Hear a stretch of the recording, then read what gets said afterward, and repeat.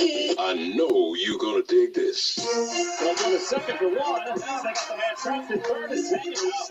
And second and two, handoff goes to McCaffrey up the middle, finds a little room, Waddle, and he's off to the races. Welcome to the In the Zone Sports Talk Radio Network.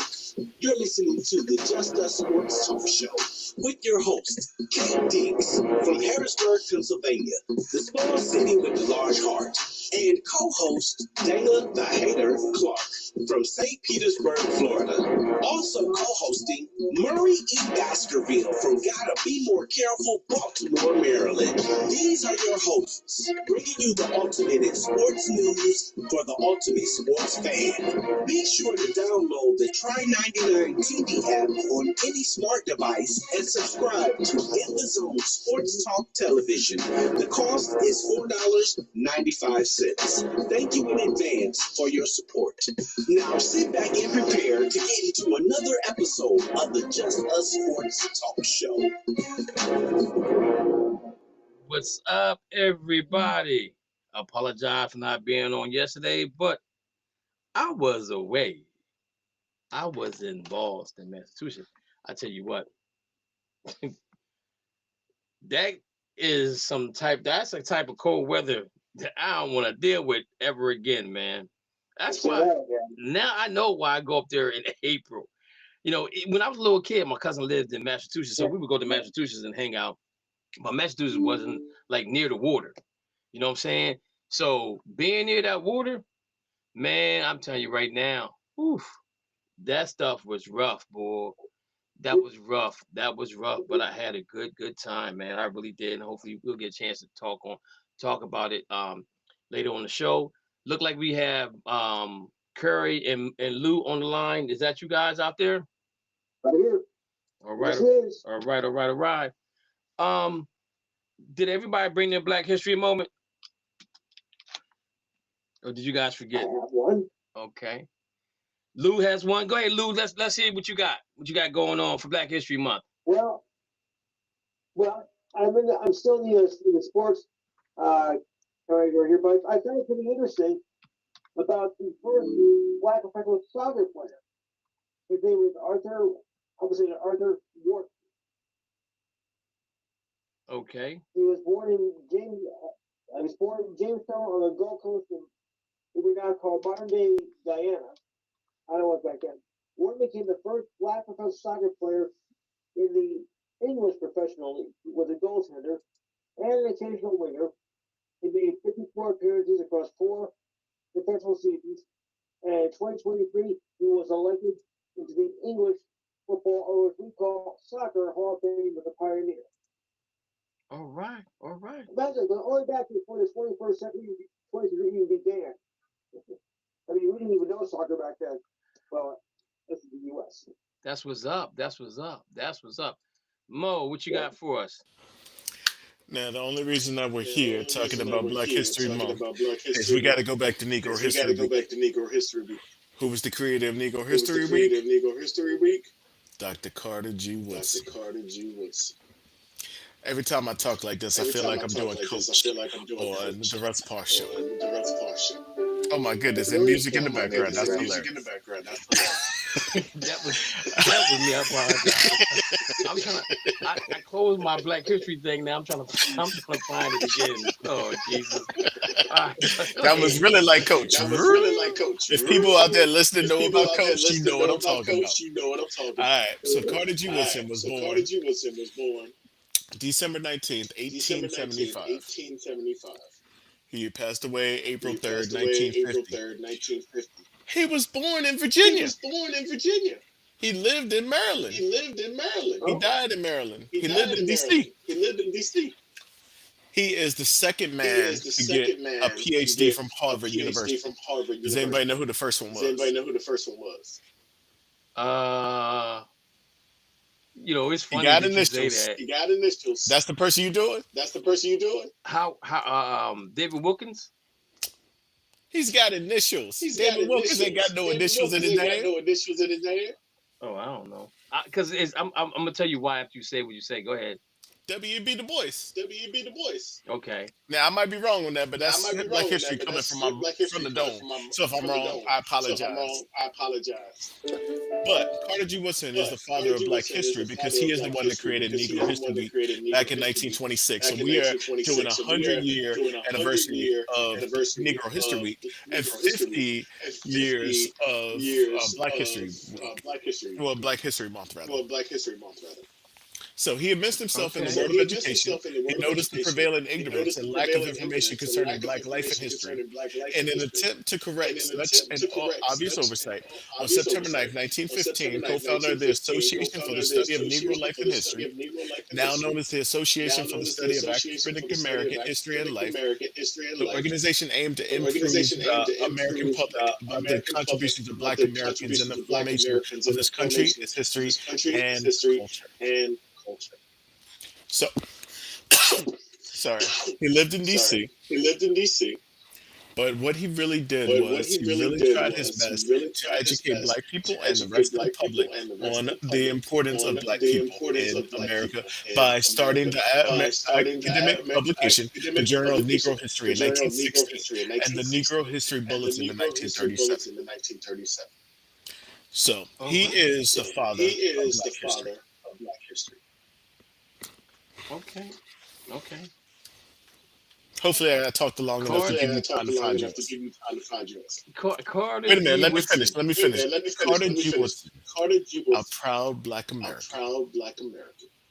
And I'm gonna tell you why, because I pulled him up earlier today, and that's what I was gonna do. And I got it right here. Carter G. Woodson, the first National Negro History Week. I was going.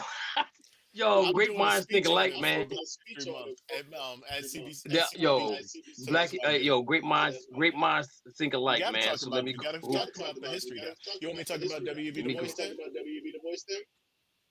Nah, go ahead. I'm good. Let me see who we got. See, everything's I got pulled up was. My bad. Oh Lord, have mercy. Okay, let me go with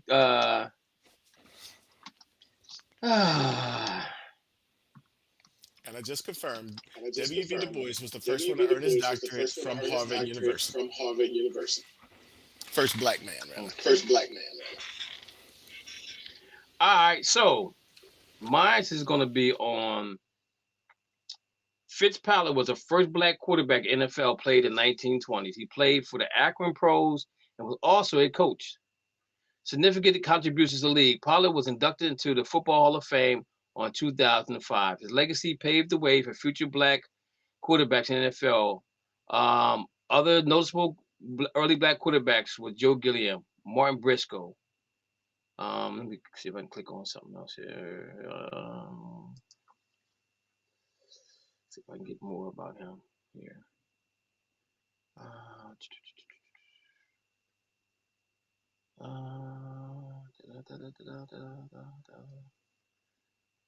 I don't have more, man. I'm upset with that.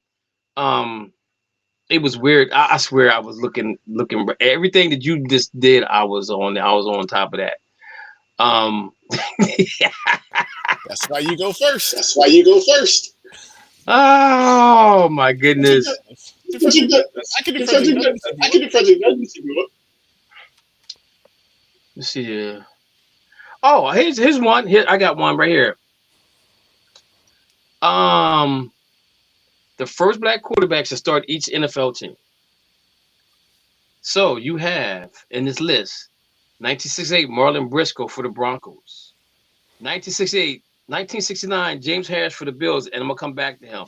Harris started the first game of the season for Buffalo Bills in 1969, become the first Black quarterback started the season open. It was his only start of the season, right? Joe Gilliam, 1973 for the Pittsburgh Steelers. 1974, James Harris. After seeing limited action in 3 seasons with the Bills, Harris was released. He caught on with the Rams in 1972. He did not make his first start until 1974. He started 9 of the 12 games and was named to the Pro Bowl. That's another added lineage to that. 1975, J.J. Jones, Jets. Jones made his first start in his lone season He completed 1 of 5 passes before yielding to Joe Namath Gilliam was killed in a suspicious house fire, 2009. 1976, Parnell Dickinson, Buccaneers. 1977, Dave May, Browns. 1977, James Harris, Chargers. He made a lot of history, man.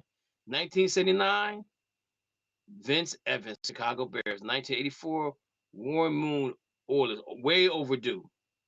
1985, Randall Cunningham with the Eagles. 1986, Reggie Collier for the Cowboys. 1987, Vince Evans for the Raiders. 1987, Doug Williams for the Washington Redskins. Some verbiage on that too. At 1989, Rodney Peete. 1994, Jake Blake for the Bengals. 1994, Warren Moon for the Vikings. 1997, Warren Moon for Seattle. Who did Rodney Peete pay for? Rodney Peete pay for? Rodney Peete was Detroit Lions. 1994, Vikings, Warren Moon. 1997, Warren Moon, Seattle Seahawks. 1999, Tony Banks, Ravens. 2000, listen to this. 2000, Warren Moon with the Chiefs. 2000, Jake Blake for the Saints. 2001, Michael Vick for the Falcons. 2002, Rodney Peete for the Panthers. 2002, Ray Lucas for the Dolphins. 2002, Dave Garrett, Jacksonville Jaguars. 2003, Tony Banks, Texans. 2004, Sean King, Cardinals. 2010, Troy Smith, 49ers.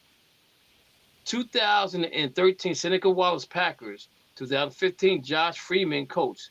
2016, Jacoby Brissett, Patriots. 2017, Geno Smith. So there's some teams out there that probably hasn't had a black quarterback yet. Just thinking about it. Green Bay? Green Bay? You just said Green Bay. Nope. What you call it? Jordan Love's black? Yeah, Jordan Love's black, but I guess it needs to be updated. But that's what I got for you guys, and I apologize. I don't have more to go on. But getting back to the James Harris situation, James Harris, he's the reason why I like the Rams, right? He was the first black quarterback to win a playoff game. If anybody didn't know that, James Harris was the first black quarterback to win a playoff game for the Rams. That's how I ended up liking the Rams. I liked them before that, but it just made it more intriguing for me to like him more because of the black history that he created for the league. If you're watching the show right now, I appreciate you watching me on live and everything like that.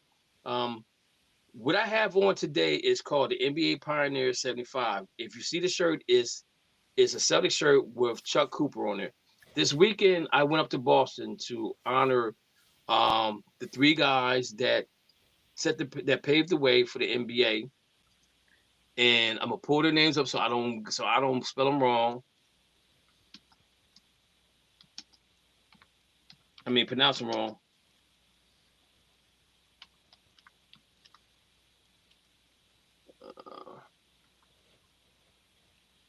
Okay, let's see here.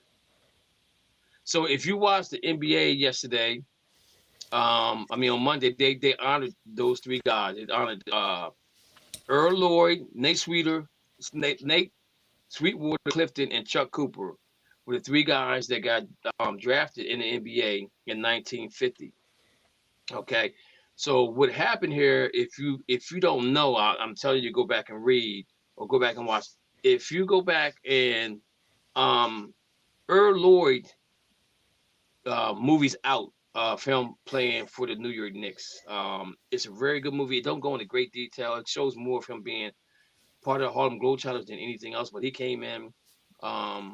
Chuck Cooper was the first to get drafted. I think Earl Lloyd was the first to sign a contract, and Sweetwater was the first to play. But in all actuality, I found out this weekend that Chuck Cooper was the first to play, but it was an expeditionary game, which don't count. They had a game in Maine, but honestly, it should count for something. But the best part of the weekend was going up to celebrating it with my friend Chuck Cooper, who's the son of Cooper, whose shirt I have on right now. It was really sentimental to me to go up there and hang out with him. We became friends over Facebook. I became friends with his sister, and the way that happened was when JoJo White passed away, I was actually doing my podcast. And anybody know who JoJo White is? He was a point guard that played for the Boston Celtics.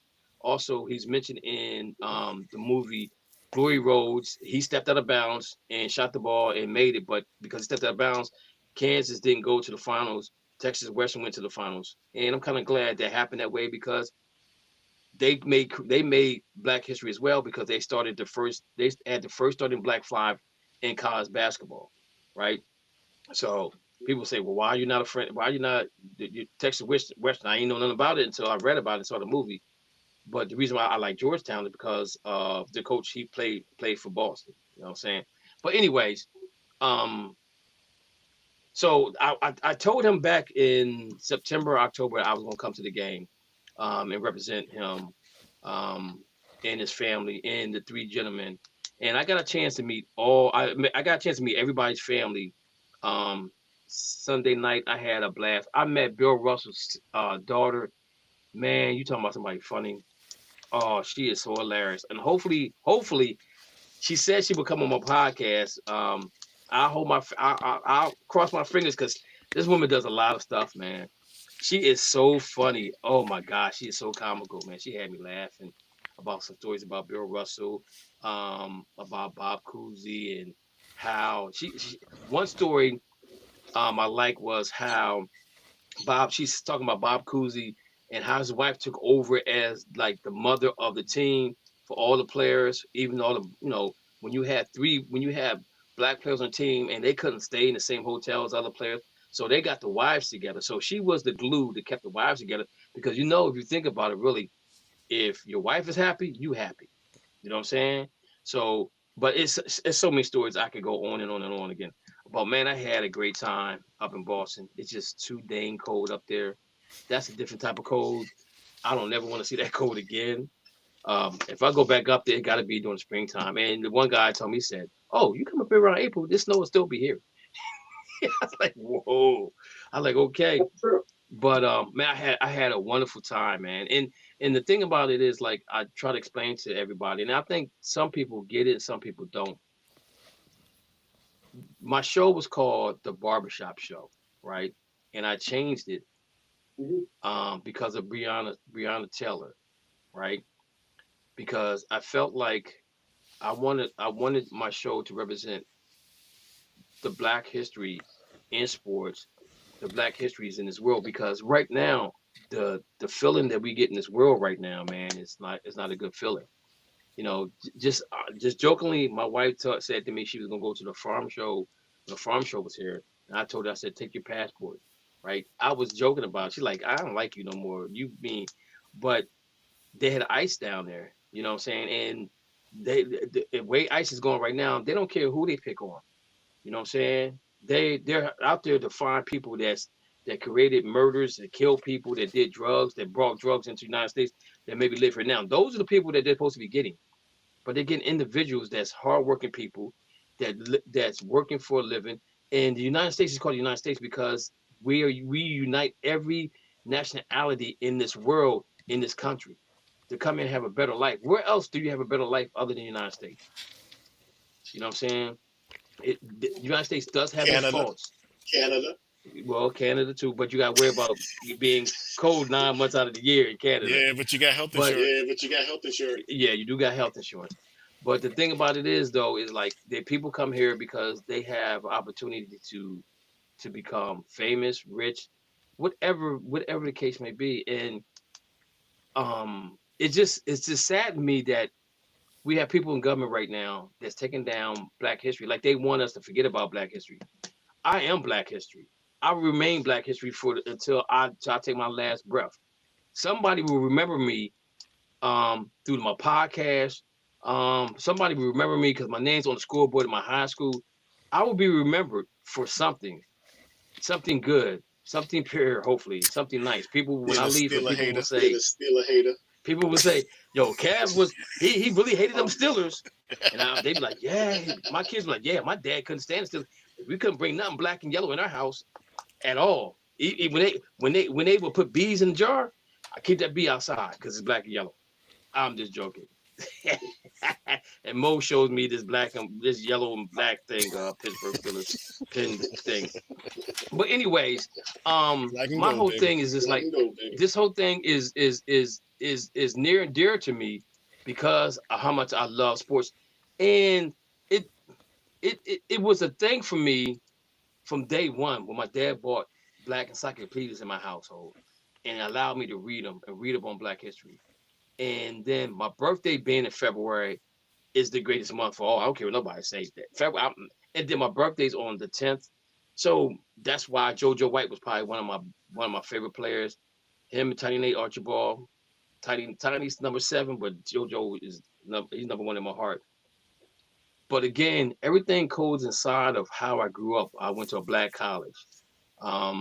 It just resonated with me when it comes to and every sports that I love, every team that I care for or cheer for, Black history has something to do with it. It's just that simple. And I know there's probably other people understand, well, my team did this or my team did that. And I get you on that. But were you the very first to do that? Were you the second, the third, the fourth, the fifth? You know, I'm not taking no credence from that, but being the first Jackie Robinson, being the first Chuck Cooper, being the first Bill Russell, being Bill Casey Jones, Sam Jones, Seth Sanders, and I'm probably missing somebody starting Black 5 in the NBA. Come on, man, that's powerful stuff right there, and that shows you that Red Auerbach was about winning basketball games. He wasn't. Color didn't matter to him. Color didn't matter to the New York Knicks. Color didn't matter to the Detroit Pistons. It didn't matter to them because they wanted to win. They was all about winning, you know. And I wish Red would have been there the other night to witness what happened. It was a great time. And Chuck said to me, he said, I was gonna call you, have you come down, sit with us. He said it was an extra seat. He said, but somebody sat in it. He said, so I couldn't bring you down. But again, I applaud him for everything he's doing. He kind of put this thing together and made this thing work. And now it's coming to fruition. And I don't know if they're gonna have it every year in Boston or not.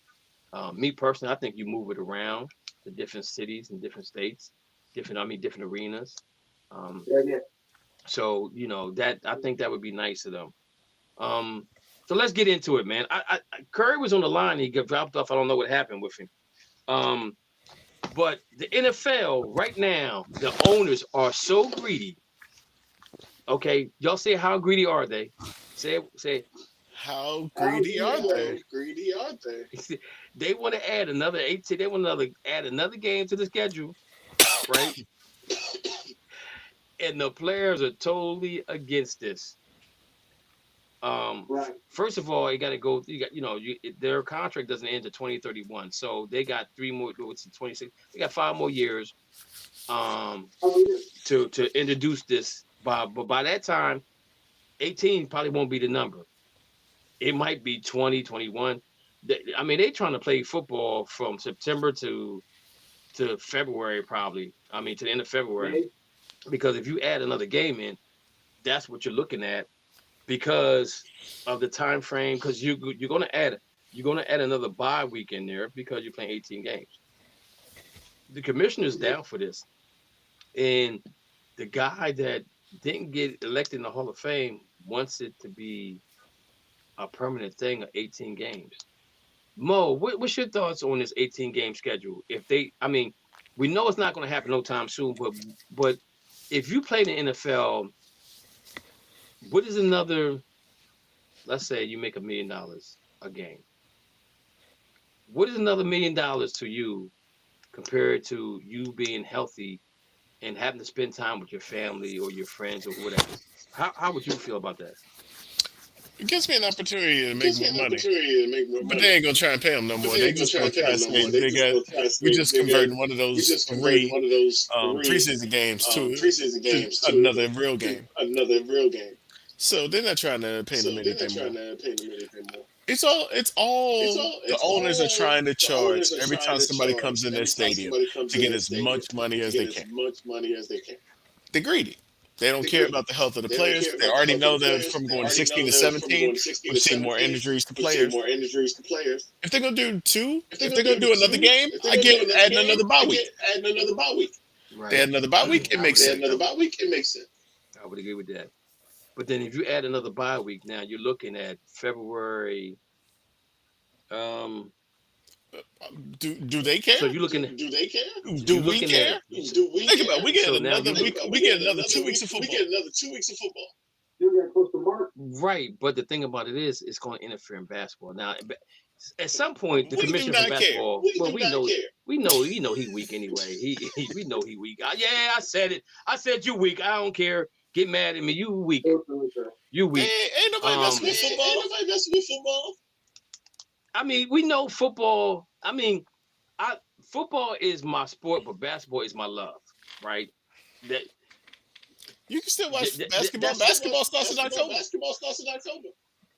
yeah, but I'm just saying that what it does though, it pushes the All-Star game back because the All-Star game's been pushed back Think another about it. week now because of the Super Bowl being pushed back a week. They're gonna Yeah, push so it he all pushed it back. back. We're gonna get football 52 weeks out of the year. I don't care. I love it. I won't be around for that. I won't be around. I don't for think anybody gonna be around for that. now. Unless Lou, they go what's to- your they go thoughts? to robots. Lou, what's your thoughts on the commissioner and Kraft basically saying that they want to add another week of football on to the season? What's your thoughts? The players are probably saying, what? What can I do? You know what? We play 17 games a year already. Do we need to do any more? I mean, we gotta think about our health over there. If that was what we did, we're not as good as we used to be. We gotta be able to be healthy, and these are getting on to there's more injuries and more headaches. And so where the players are against it, so this doesn't do it that become anytime soon. I think the players are like, no, we play enough games. We don't need any more. Yeah, I agree with you. I mean, you would have to add to the roster for one. Yeah. And the thing that's going to hurt them more or less or anything else is like, let me read what I got here. So it says here, Okay. despite a renewed push for the NFL ownership to move toward 18 regular season games, the NFL Players Association leadership made it clear Tuesday that the players aren't in support of expanding regular season. Okay. Then it comes down and says, this is what Kraft says, who didn't get voted into the Hall of Fame, which we're going to talk about that too. I want to tell you guys that we're going to push like Dickens now for international games, more importantly with us. Kraft told Zolik and Bernard show, every team will go 18 regular season games and 2 preseason games and eliminate one of the preseason games, and every team every year will play 1 game overseas. As it stands, NFL ownership can't expand the regular season schedule unless the league and the Players Association agree to open negotiations ahead of March of 2031, expiration of the collective bargaining agreement. Okay. Then it goes on and it says both White and Reeves Mabin expressed concerns over higher injuries rates that could come with a longer season. White pointed out some significant injuries that occurred late in the regular season and the postseason this year. Kansas City Chiefs quarterback Patrick Mahomes suffered a season-ending ACL week 15, while quarterback Gardner Minshew to his ACL season injury week 15. Cleveland Browns running back Quinshon Judkins also sustained a gruesome season injury leg in week 16, while Baltimore Ravens quarterback Lamar Jackson exited early against the New England Patriots in the same week with a back injury. Then it comes down and says, not only were White and Reeves Mayberry concerned about the impact of extra games played on players' health and safety, but they also have inconsistencies in the international travel, with some that are more monitoring as the league continues to expand an international slate of games. The NFL has announced 9 international games in 2026, including contests in Australia, France, and Mexico. Roger Goodell added Monday that he hopes to have a 16 game international slate in the future. While the NFL Executive Vice President Jeff Miller and Chief Medical Officer Dr. Alan Seals said the NFL data shows that nearly identical injuries rate on artificial turf at 43% and on grass at 42%. Surfaced in recent new briefings. White said Tuesday 90% of the players prefer grass. So I'm saying go to grass so Pittsburgh can do something about that field, because that field is a mess. Yeah. That's a mess out there. And I know Pitt plays on that field, but they got to do a better job. And if most players want grass, I think grass is probably better because it gives. Turf doesn't give. Turf doesn't give like it should. You know what I'm saying? But the percentage of injuries are like a percent away, right? So the thing about it is now we're talking about money. We're talking about how much does it cost for me to bring grass into my stadium compared to me having AstroTurf or whatever you want.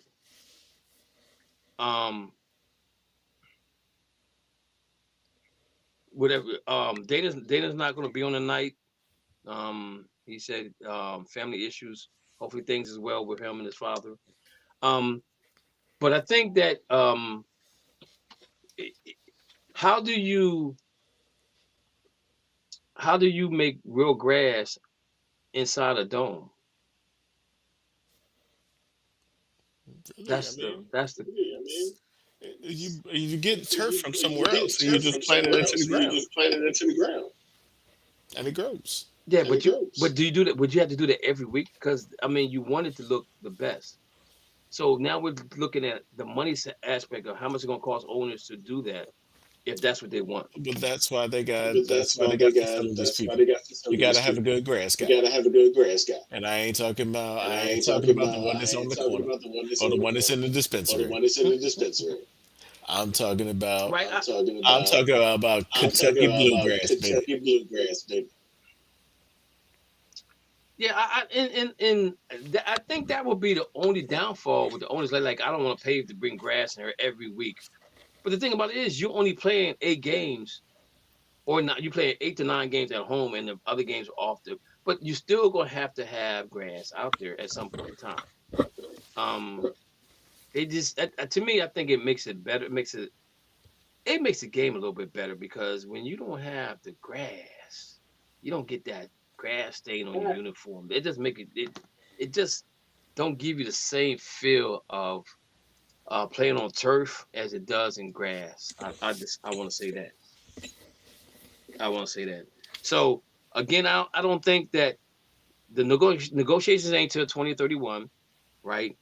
Only way I think that it happens before 2031 is that there's got to be.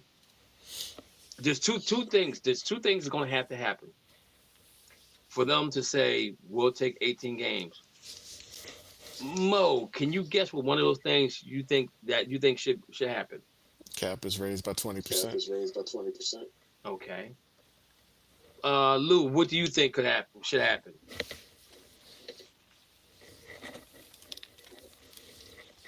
Lou, well, you know, because going through. Say that again. Cut one of the other preseason games. Okay. So I'm gonna say this, see, because my brain be working. I be doing that little shaky shake move, and my brain be working. We be thinking. It be in that mode. You know what I'm saying? It be in like, Cav, think about this. Cav, think about that. Cav, what do you think about this? Like, nah, that's not good. So I be talking to myself, and I be answering to myself. But I ain't crazy, ladies and gentlemen. I ain't crazy at all. Yeah, you is. Well, I'm gonna say this. This is what I'm gonna say, right? And ladies and gentlemen, who's watching us on the live feed, the people who listen to us on the air, the NFL and the NBA is taking so many of our secrets, our conversations, because it goes on Monday, and if you watch sports after Monday on ESPN or whatever, they are talking about what we're talking about. I wonder why. They're making suggestions that we're making. But this is the key, right? For them to negotiate this before 2031, Everybody's contract got to be guaranteed. Everybody's contract has to be guaranteed. And if the owners come out and say, we'll guarantee you all your money, they will play 18 games before 2031. If they don't do it, I wouldn't do it. I would not do it. You got to you want something from me, give me something back. Because we know that's been an issue in NFL. NFL is the only one that don't guarantee the whole paycheck. They guarantee you get the upfront money, and if you got that big lump sum at the end of the contract, you know you're not going to see it. I don't care what position you are, you're not going to see it, right? Because that's how the NFL, they'll cut you first, and they'll take a cap hit on that money, but they won't give it to you. You know what I'm saying? So I'm saying if they go to 18 games before 2031, that has to be on the table. The players have to put that on the table. We want all our money guaranteed. If I get hurt tomorrow, I can walk away, and you got to suffer the consequences. Because let's think about this. Look at the Raiders. They're paying what, 5 coaches right now, 4 or 5 coaches. There's a couple of teams out there playing coaches right now that they fired. So you know they got the money. If anybody sit down and do the math, just think about how much money they make just off of parking. We're not even gonna talk about the tickets. We're not gonna talk about the concessions. Just think about what Jerry Jones makes off of parking, and that's all his. He ain't got to share it with nobody. Yeah, he does. That's it. That's all his. Who he got to share it with? The people who actually work at the stadium. But the parking probably pays their salary. Exactly. And then we talk about the food, and you get the guys that buy the season tickets. Yo, man. Don't forget the C-suites. Oh Lord Jesus. And the food's high there, because I went there, my daughter went there for a flag football game. I bought a bottle of water and some popcorn. $9. Gave him a $10 bill. He said it's $15. $3 more. I had to get more money. But I said, I ain't never come back here again. It ain't happening. No. The popcorn wasn't even that good. The water wasn't even cold. It wasn't cold. Hey, and the fish tastes like wood. Yes. Because you surely went there. So guys, just think about this though. I don't. The only way I see the players agreeing to an 18-game schedule is that they got to guarantee their whole paycheck to them, and I don't think the NFL I don't think the owner's going to do that. But But the thing about it is, you don't have that many players that you can't afford to pay that to. You got your quarterback. You got your nose tackle, your center, your left tackle, all the guys that get paid that big amount of money, right? Is the ones you say, okay, I guarantee you your money. The other guys the backups, the backups, they'll guarantee their money. They could guarantee the money. But to me, that's the only way I'm going in negotiations before 2031. Yo, let's talk about some money. Can you make my money guaranteed? If you can do that, then we might have a deal. We can play another game. But right now, the players don't want to do it. And I think there's certain owners that probably don't want to do it. You got Robert Kraft. Speaking of Robert Kraft and Bill Belichick, let's talk about it, fellas. So, Bill Belichick didn't get into the Hall of Fame the first time around, right? And if you're big in sports, you know about the cheat gate, the spy gate, all kind of gates was going on with them, right? People say, well, he paid his price. He lost draft picks. He lost money. He did this. He did that, right? But he wasn't the most nicest guy to reporters. When they lose, I'm moving on to Cleveland. When they lose, I'm moving on to Pittsburgh. When they lose, I'm moving on. He said, I'm always moving on to the next team. He never really was a comment on a loss, right? So he kind of probably rubbed some media people the wrong way, right? But is this their way of getting back at Belichick and Kraft and not making them first-time Hall of Fame? Now, this is the thing, right? If you guys don't know this, Kraft been eligible for 14 years, right? This is it for him right here. He doesn't get in this year. Now he has to be if he, God forbid, I ain't telling nobody that If he dies, he can probably get in that way. And they may be doing the pre-rolls to him. They be like, yo, you're not getting in while you're alive. You're not gonna have a speech while you're alive. So, and I'm gonna say this: they cheated. They got caught. Did they pay the max penalty? No, they didn't. I don't think they did. I really don't believe they paid the max penalty. I think it should have been worse than what it was. I think the league should have knew exactly what they did, burning up tapes and all that stuff. How do we know they did that? Man, they got caught recording the 08 Bengals team. That means they recorded everybody. If they got caught doing the Bengals. Exactly. And my thing is, Roger Goodell, let's be transparent about the whole thing. You say, oh yeah, I made them burn the tapes up. How you know we made you burn the tapes up? And you know the weirdest thing about it is, when we watched that Super Bowl, my dad said to me, he said, Kevin, he said, I'm gonna tell you right now, I think this Super Bowl fixed. We got Curry on the line. Curry, you good to go now? Yeah, I'm here. Okay. He said to me, he said, I think this game fixed. And I said, Dad, how you know? He said, so why is it red, white, and blue confetti coming out the sky? He said, they knew that the Patriots was going to win. I was like, wow, Dad, Dad, you got a point there. Then the next year they played the Panthers, right? I think the Panthers go Super Bowl. And that was fixed. Then they went and played the Eagles. That was fixed, right? So maybe they trying to do the Pete Rose on them. Is like, yo, we're not letting you get in until after you die, because we don't want to hear a speech. We don't want to hear you say nothing. But now my question to you guys is, should Tom Brady be in the same boat as everybody else? Mo. I hate Tom Brady with a passion, but no. He wanted Tampa Bay the next year. He proved he was great. Okay. He didn't need to deflate balls. Okay. Even though his ex deflated his. Curry, do you believe that Tom Brady should be a first ballot Hall of Famer? Yes, I think Tom Brady should be a first ballot Hall of Famer, but I also think Bill Belichick should be a first ballot Hall of Famer. You can't have a different set of rules for different individuals. You got to play by the same rules.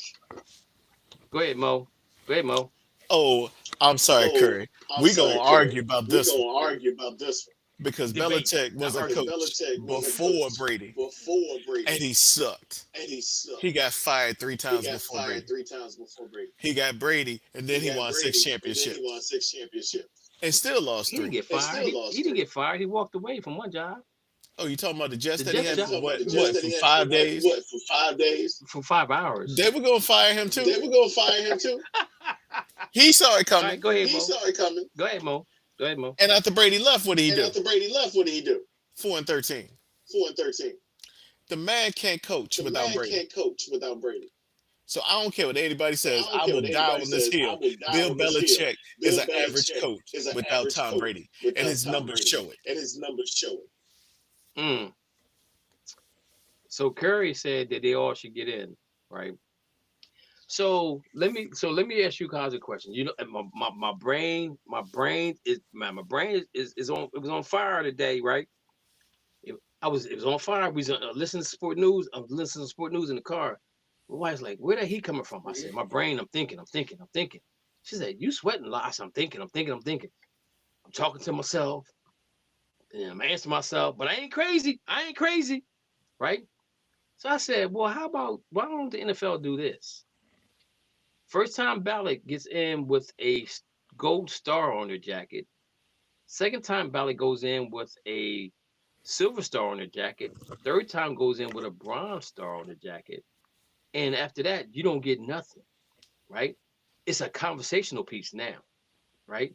So you sit and say, wow, I got in the Hall of Fame, but I don't got no star. Because now you need to add a standard to that, because there's actually no standard to how they get into the Hall of Fame. Dan Marino threw for 5,000. The standard is the standard. There's no standard. Dan Marino throws for 5,000 yards. right? His second year in the NFL, right? He goes to the Super Bowl. Everybody and their mama knows that he's going back to Super Bowl again, right? Only thing Shula had to do was just help with the defense side of the football, and they couldn't get it done.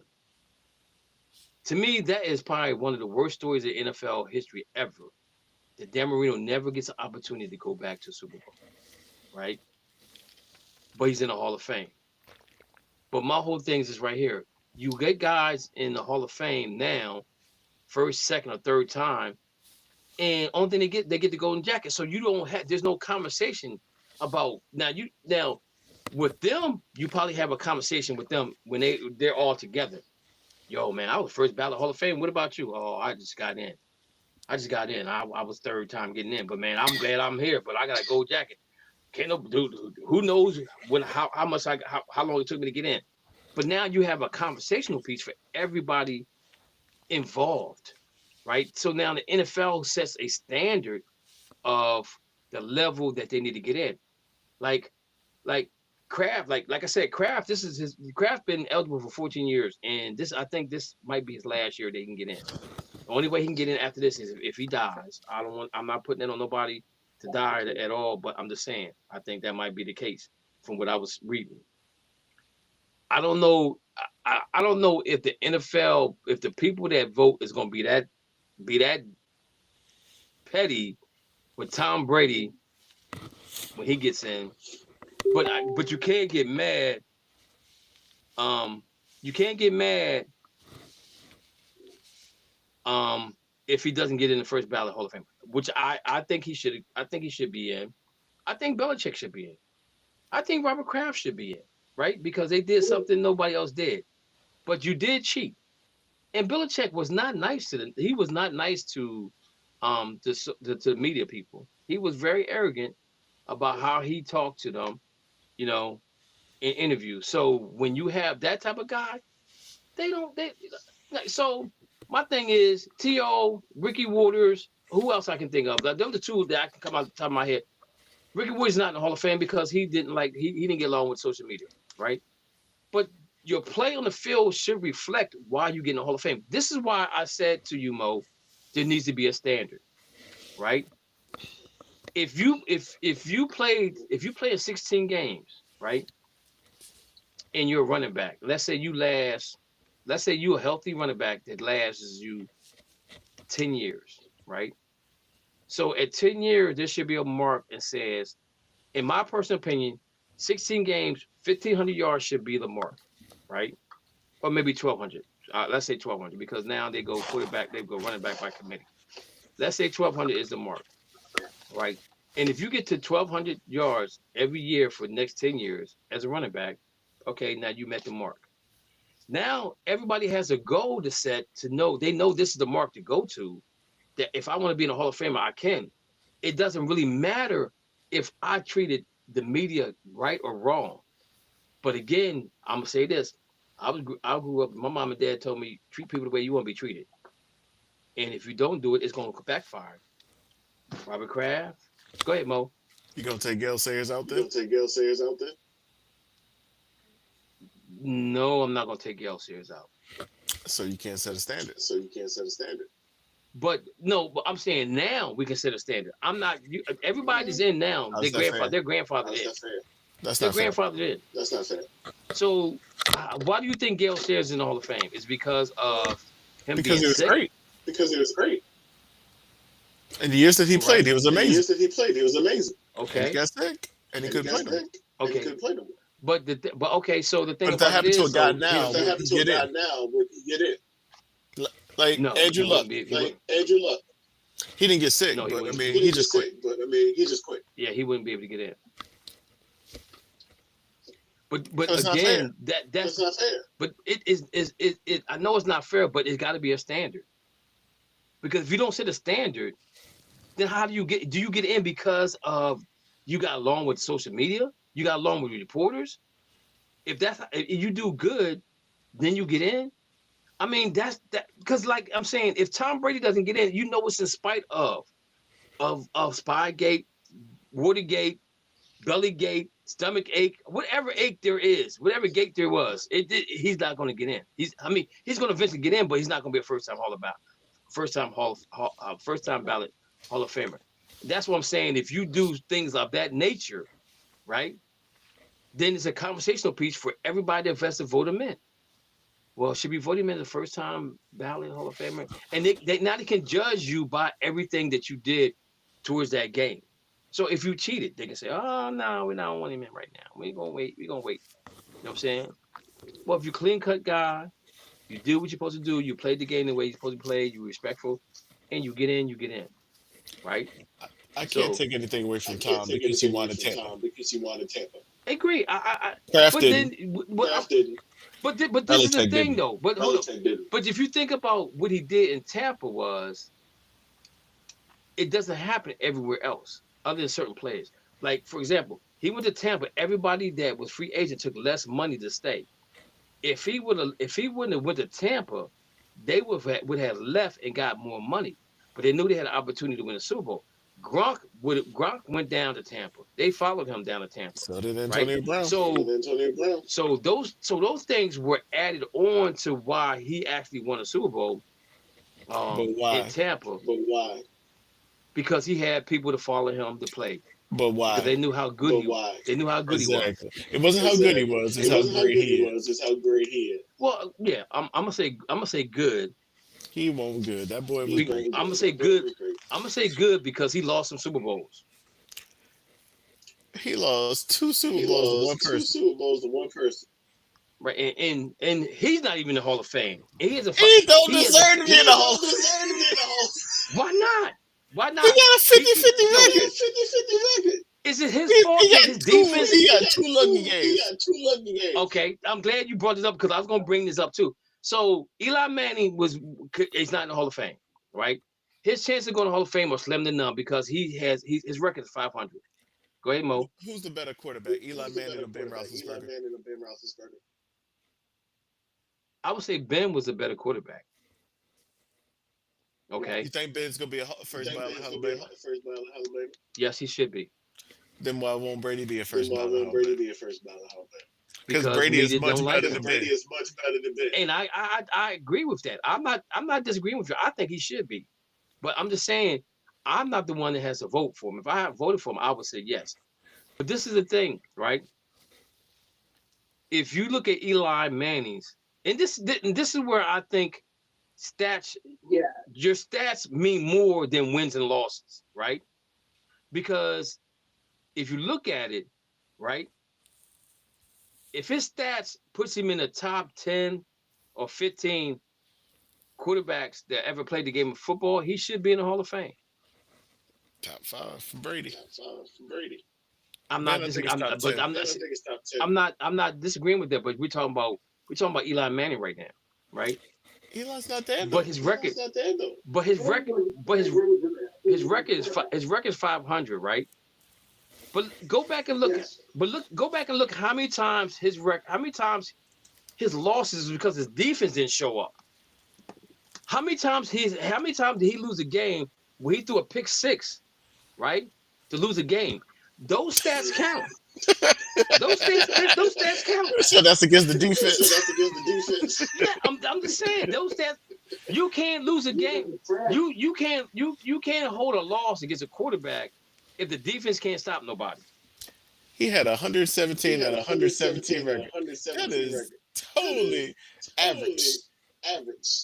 But look at his stats. Look at the stats. 8-4 in the postseason. Look at his stats. What's his stats look like? What's his rank in the quarterbacks? He's number 1 in the Giants for passing yards at 57,366. That right there should get him in. Second starts 210.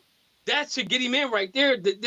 Yo, why you Tittle Curry? Why you Tittle the quarterback for the Giants? If I'm not mistaken.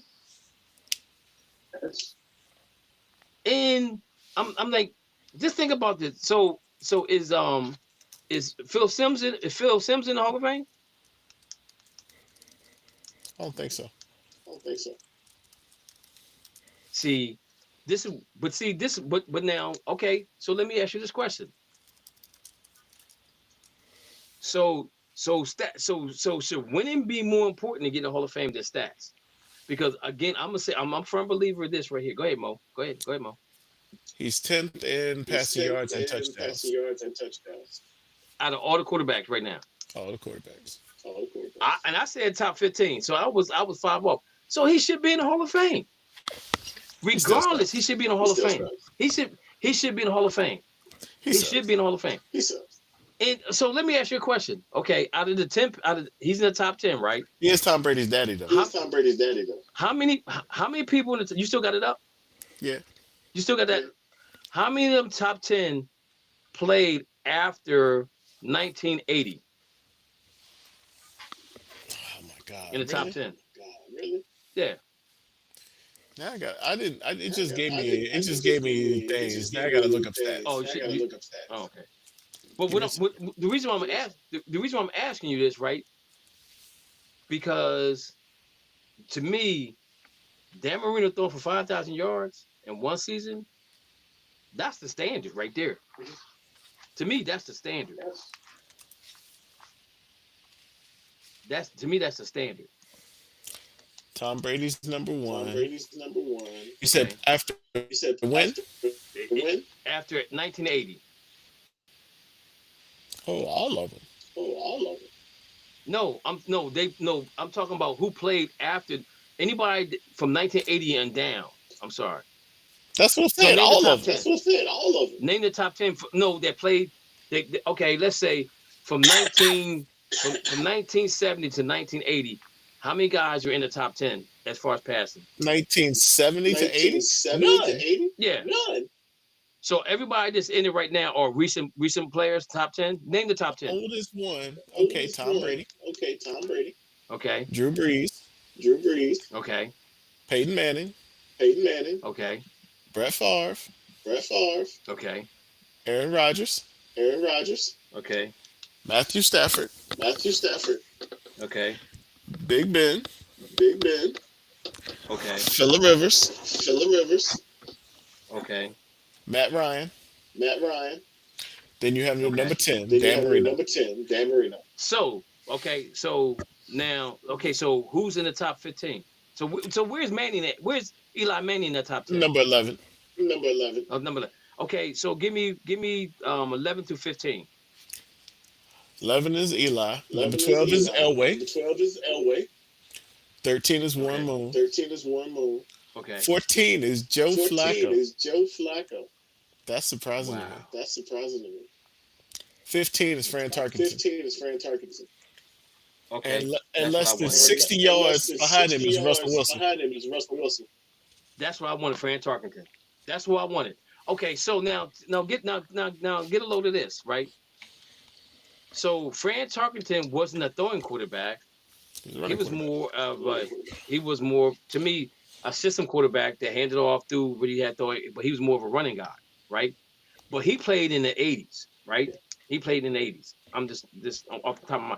He played in the 80s where passing wasn't irrelevant. It was in the 70s. 70s, okay, 70s. In the 70s, passing wasn't relevant during that time period, but he's in the top 15. So now to me, he's one of the greatest quarterbacks out there because when he played, passing wasn't the thing. That was all about running and gun. You had a fullback, you had a halfback, and then you had one tight end, 2 wide receivers, and you did what you did back in the 70s, right? But for him to be included in the top 15, that tells me that he was before his time, right? Would you say so? Mm-hmm. Okay. So Eli, even though his record's 500, his stats show that he deserves. He's in the top 15, so he should be in the Hall of Fame because, again, it shows that how the NFL changed to more of a passing offense. And everybody that you named in the top 10, they all had passing offense. They all was a passing team. Everybody, other than Phillip Rivers, didn't pass a lot. Brett Favre was just a gunslinger.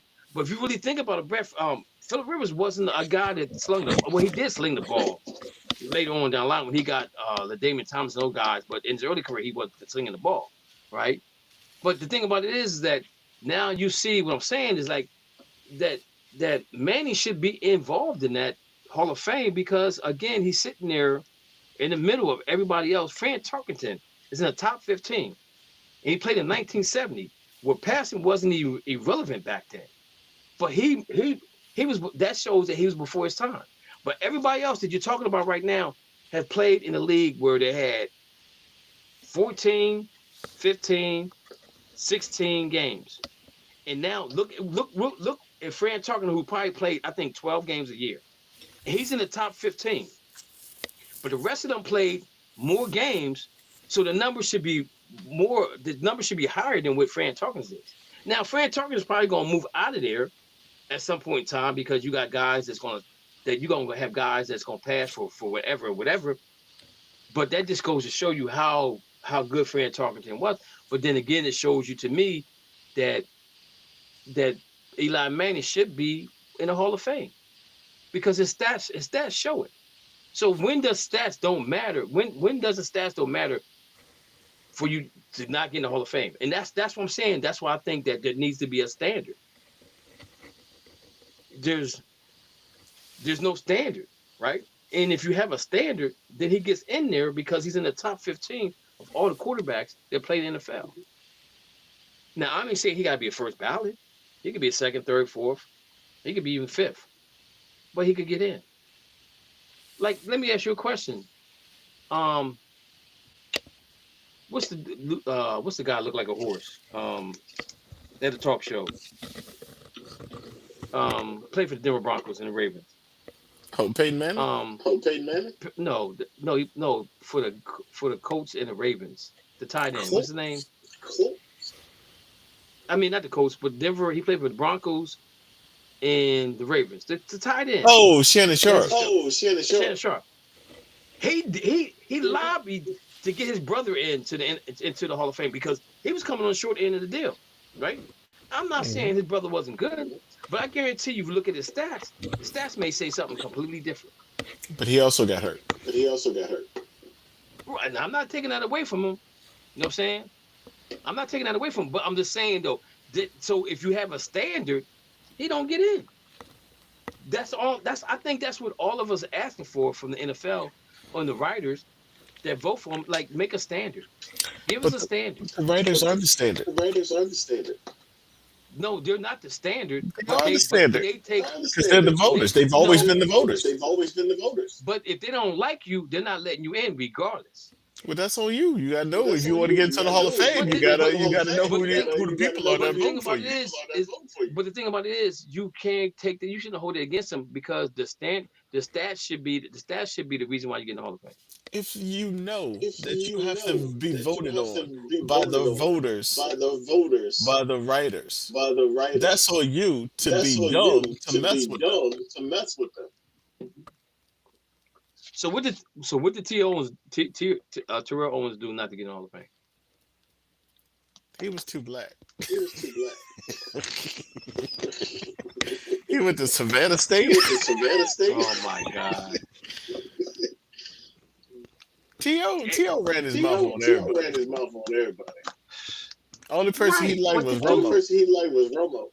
He said he was better than Jerry Rice. He did not deserve to get in the Hall of Fame just for that statement right there. Yeah, you can't say that. Curry. He played with him. Curry. What Dolphin did you feel like should be in the Hall of Fame but not there because he was not a social media hound? I don't know anyone that should be in that I think that's not in. I know it took Zach Thomas forever to get in, and that's the only one that I felt like should have been in long before he got in. But I'm not going to say there's any others out there that should be in that's not in. But Zach Thomas is the one that comes to mind that was too long to get in. Okay. Breaking news: James Harden's going to the Cleveland Cavaliers. Why? I have no idea. Darius Garland. We're That's actually a good trade for Cleveland. No, it's not. It No, is. it's not. It That, is. that Hey, no. Ice always hurt. We're gonna talk about. We're gonna talk about it. We're gonna talk about it. We're gonna talk about it. So, so Mo, who's a player from the Steelers that you felt Elsie Greenwood. should be in there? The only reason he ain't in is because they got too many Hall of Famers on that team already. Elsie Greenwood was probably the best stacker on that team, and he's not in, and it's crazy. But what reason do you think? What reason do you think he's in? Because you're saying they got too many in. Because of the team, they have like eight from that team. Probably more. But probably more again, players than but that. then, but okay. So my And so he was my, before my, the I'm stat. going, Before the sack. so yeah. So my whole thing is right here. You being a Steelers fan and you watch him play, right? And his stats should have got him into the Hall of Fame, right? Yes. But Regardless, remember, okay. sacks were not counted until I think 78 or something like that. But then his play should have got him in, right? Yeah, but he's also it's like 9 other Steelers from that team that are already in. So it's just like team. It's like team. What's it called? But people just get tired of voting for him. Because Donnie Shell just got in. If he deserved to get in, he should get in. Like, He should be in. like for me, he He was a part of the all-decade team. Torrey Hall, I think Torrey Hall. 2 All-Pros, 4 Pro Bowls. Led the league in sacks in 1974. Okay, see what I'm saying? So he should. So stats. So the thing about it is, you're telling us, the media's telling us the stats doesn't matter. But if he did all he did, he should be in the Hall of Fame. There's no two ways about it. Torrey Holt is my player. That's my dude off of the Rams, right? NC He State. just getting into the Hall of Fame. He should have been in a long time ago. He made life easy for Isaac Bruce. Isaac Bruce made life easy for him. Azaz, Hakeem, the Dream, the 440 relay team they had that year, they went to Super Bowl and won. They made it easy for everybody, right? So I'm not understanding how stats don't matter for players. But my thing, I don't want to kiss. Go ahead. No, I'm sorry. Go ahead, Mo. I was just No, going to say go there's one of the bigger person that should be in. Hans Ward. I agree. Why is he not in? They had to change the rules because of him. Why is he not in? Because there's He so seemed many like other a humble wide guy. receivers. Well, sometimes you guys looking at you guys are looking at the team and their stats. You're not looking at the overall stats during the time of those players were playing. They weren't necessarily the best of the best when they were playing. Hans Ward was good, but he wasn't necessarily the best of the best during his era. And I think when you inducting people into the Hall of Fame, they need to be the best in that era. That's just like you asked me about the Dolphin players. There's a couple of Dolphin players that, should they be in the Hall of Fame? Maybe, maybe not. Mark Duke and Mark Clayton, they had super duper numbers, but hey, they're not in the Hall of Fame. I'm not going to sit there and say they should be in the Hall of Fame. They had good numbers from a stat standpoint, from a team standpoint, but as far as were they the best of the best during their time? No. Who's the best blocking wide receiver ever?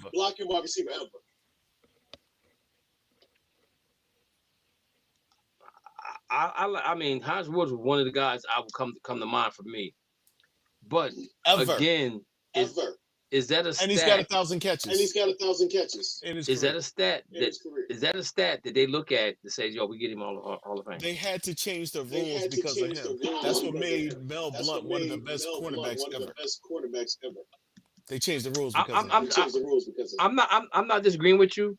And Curry, this is what I'm saying to you. I get what you're saying, but at the same token, though, this is why I'm saying stats. The stats should count for something. They got to count. They have to count. I don't know what Mark Clayton and Duper's stats were. Well, I'm pretty sure them guys was lighting it up with Dan Marino. You know what I'm saying? Dan Marino 1 year threw for 5,000 yards, right? Yo, that's crazy. He did that in 10 games, maybe? Or 12? for you to throw for 5,000 yards, somebody got to catch them 5,000 yards. Exactly. That's my whole point.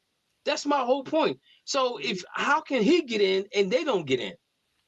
This is what I'm saying. So Mark if the Duper. writers make us, Because it's simple. I just 11 told you. season If has the- 511 Dan Marino was receptions one in of his the whole career. best doing his era.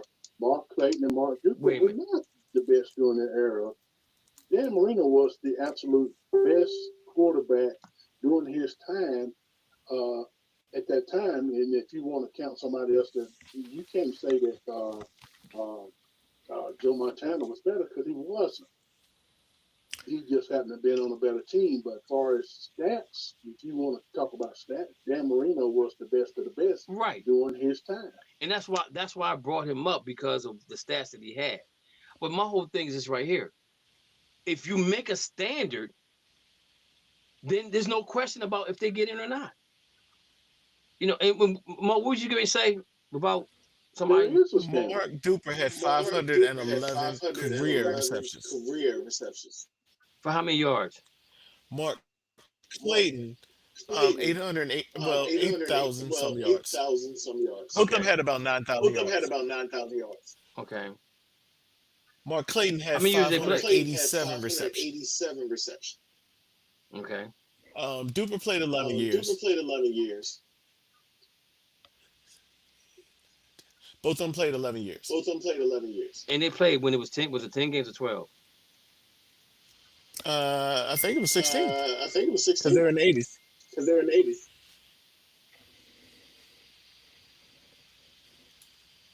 Now let's look at Hines Ward to see what he does. What he does this.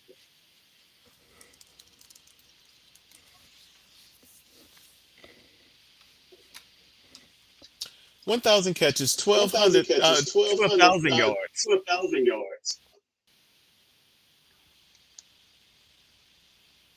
He played 12 seasons. Wow.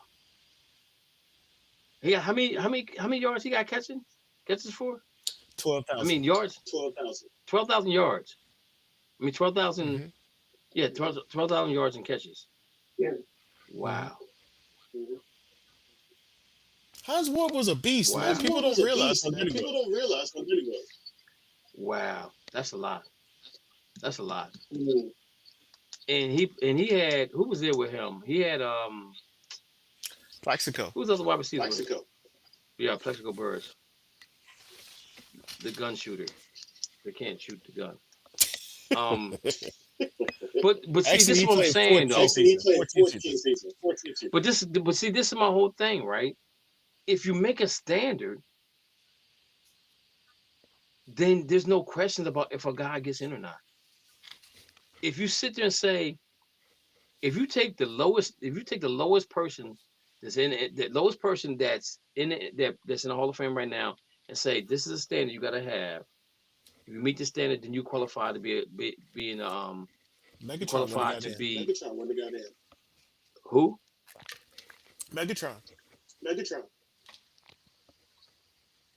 Megatron only played like 8 years. Yeah, but the thing about it is though, they gonna do what they do because there was never a standard, right? But I'm just saying, if you make it a standard that like I said before, to me 1,200 yards should be the standard for 16 games that you play all season long. 1,200 yards should be at least a standard. That's 200 more yards than 1,000. And I'm giving you an extra 8 games to get there because Jim Brown did it in 10, right? He did it in 10, so I'm giving you an extra 8 games to get 1,500, to get 1,200 yards. If you can make that the standard, and the same thing with receivers, the same thing, make it a standard, then they can say at least you're eligible to go in the Hall of Fame. I'm not guarantee you that you're gonna go in the Hall of Fame. See, I think you missed the point though, Kevin. You keep saying making a standard based on stats and all this. You can't base it on stats because you got to base it on the era of what's happening during the present time. I agree with because I agree. You look at Bob Griese during the time when he was winning back-to-back Super Bowl. Bob Griese would not be a Hall of Famer today. But But the reason Bob Greasy was a Hall of Famer because back in the day he was probably one of the best in during his era. But passing wasn't the game. It was running and defense and stopping the run. So he would not be a Hall of Famer today. So you can't really put a parameter on it and call it numbers because all rushing yards don't matter. Because nowadays teams don't rush for yards like they used to. Now teams don't have the one running back that runs all those crazy yards unless you got a Derrick Henry. These teams now have running backs by committee. They have 3 or 4 running backs, and even back when Miami Dolphins was a 72 or 73, they had 2 Russian running backs that had 1,000 yards. That was the first time that ever happened. 2 running backs with 1,000 yards in the same season. You're not going to see that anymore. That's just not because they don't run the football like that. So you can't really put a number on rushing and say this is the standard because the game has changed so much. Right, and I don't disagree with you. And only thing I'm saying to you, I'm talking about as of right now, make a standard because again, there's no standard, right? There's no standard on who should get in and who shouldn't get in. So only thing I'm saying to you is right here. If you like I said, if you take the lowest person that did whatever they did in 10 games, right? I'm saying you take Jim Brown who rushed for 1,000 yards every year he's in the NFL for 10 years, right? He left that. He got 10,000 yards, right? So if you play in the NFL for 10 years and you're playing 16 games, if you can't get over 10,000 yards, then you can't be a Hall of Famer. That's what I'm saying. You take who was the quarterback when Jim Brown was playing? I don't know if Otto Graham or who was the quarterback. Yeah, you just answered your own. You just answered the question. The reason you don't know because the guy didn't put up enough numbers to even be recognized. Otto Graham did. If he would have been putting up those kind of numbers, that you would know who he was. That's what I'm trying to tell you. No, I'm not saying you don't know. There wasn't a passing game. Right. It wasn't passing like it is now. Right. That's my whole point. Is I'm saying to you, back then it wasn't a passing game. So if Jim Brown can get 10,000 yards in 10 years in 10 games, why can't they do that now at 10 games? And I'm giving you because they don't run the ball like that. Well, but I'm giving you. But what I'm saying to you, I'm giving you 6 more games to get to there, right? So it don't matter how many games you give me 12 more games. It don't matter if you're running 3 and 4 running backs out there now versus 1 running back. Who was running the ball with Jim Kelly? I mean not Jim Kelly, but Jim Brown. And who was running the ball with O.J. Simpson back in those days? Who was running the ball beside Barry Sanders back in those days? The Express was behind Jim Brown, right? That was primary running backs. And those games were running games back then. It was not passing games. I think I see what you're saying. I agree with you, but I agree with you. So number on rushing yards. So I agree. I totally agree with you what you're saying. But then, what should be the standard? Because I don't think a running back. Go ahead, Mo. I'm just gonna say this: the way that they've always said it is this: a Hall of Famer is someone that, and when you talk about the game, you have to mention them because they are a part of the history of the game. And you can't talk about the game without them. That makes them Hall of Fame. Dan Marino, Hall of Fame. Right. Exactly. But what I'm saying is, when you talk about blocking wide receivers, you cannot talk about Hines Ward.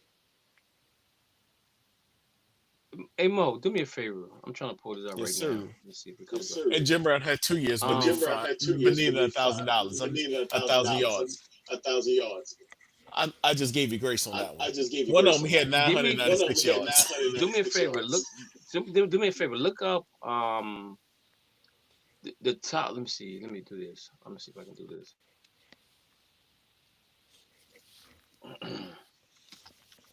And I think the Express was behind Jim Brown. But he didn't play. He Yeah, got sick. but Remember? Leroy Kelly was the next guy came through. okay.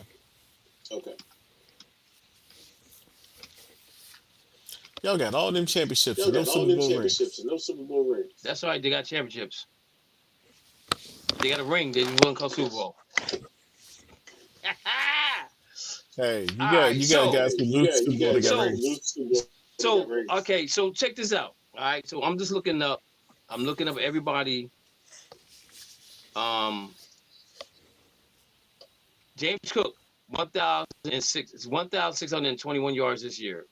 Derrick Henry, 15. Oh, where did it go? Why did it do that? Derrick Henry had 15,000 yards. Jonathan Taylor had 15,000 yards. BJ had 14,000. 1,400. Devon from Miami had 13. Kyrie Williams had 1,200. Cribbs had 1,200. McCaffrey had 1,200. Devontae Williams had 1,200. Barkley had 11. Travis Eaton for Jacksonville had 11. Swift had 11. He had 10. Powell had 10. Rico had 10. Brees Hall had 10. And Brees Hall probably had the worst offensive line in there. Your boy Walker for Seattle had 10. Chase Brown had 10. After that, everybody's at 900 or less. And Asante Deontay, how you say his last name? Deontay for the Raiders. He had 975. Genty. And Ashton I'm looking. Genty. Yeah, Ashton Genty. And Quashawn Junkins had 8,025 yards, right? And if he didn't get hurt, he probably would have got 1,000. But being a Browns fan, I know there's other running backs that got into the game. But what I'm saying to you, Curry, is that these are the main running backs, right? I don't know who the other running backs for Buffalo is, other than Sam Cook. Derrick Henry was the main running back. They had two other running backs. Is Buffalo a running team? Well, I'm not saying they are. I'm just asking you. I'm saying they probably are running team because he didn't have any wide receivers on the team. But for him to lead the league with 16,000 yards, to me, that's a rushing team. 1,600. I'm sorry, 600 yards. So to me, that right there, if he could do that, if he could do that in 10 years, oh, we're good. But I'm giving them the benefit of the doubt, saying 1,200, right? And if I take 1,200, that takes out Barkley, Eaton, Swift, Powell, Rico Dow, Brees Holmes, and Kenneth Walker, Chase Holmes. That takes those guys out of the mix. But if you think about it, the one. So you see, sometimes those numbers, when you look at those running backs, those numbers are inflated. Because they may have a game where they just go off and have 200 yards rushing, and then they may have 2 or 3 yards where they ain't even get 100, maybe 80, 70, 85, 80 yards. So it's not like they're going to get 100 yards every game. Right. Those numbers are inflated when you look at it like that. But what I'm saying to you is this is what they're getting in 16 games. So to me, making 1,200 yards for 18 game for 16 game season, I don't think that's hard.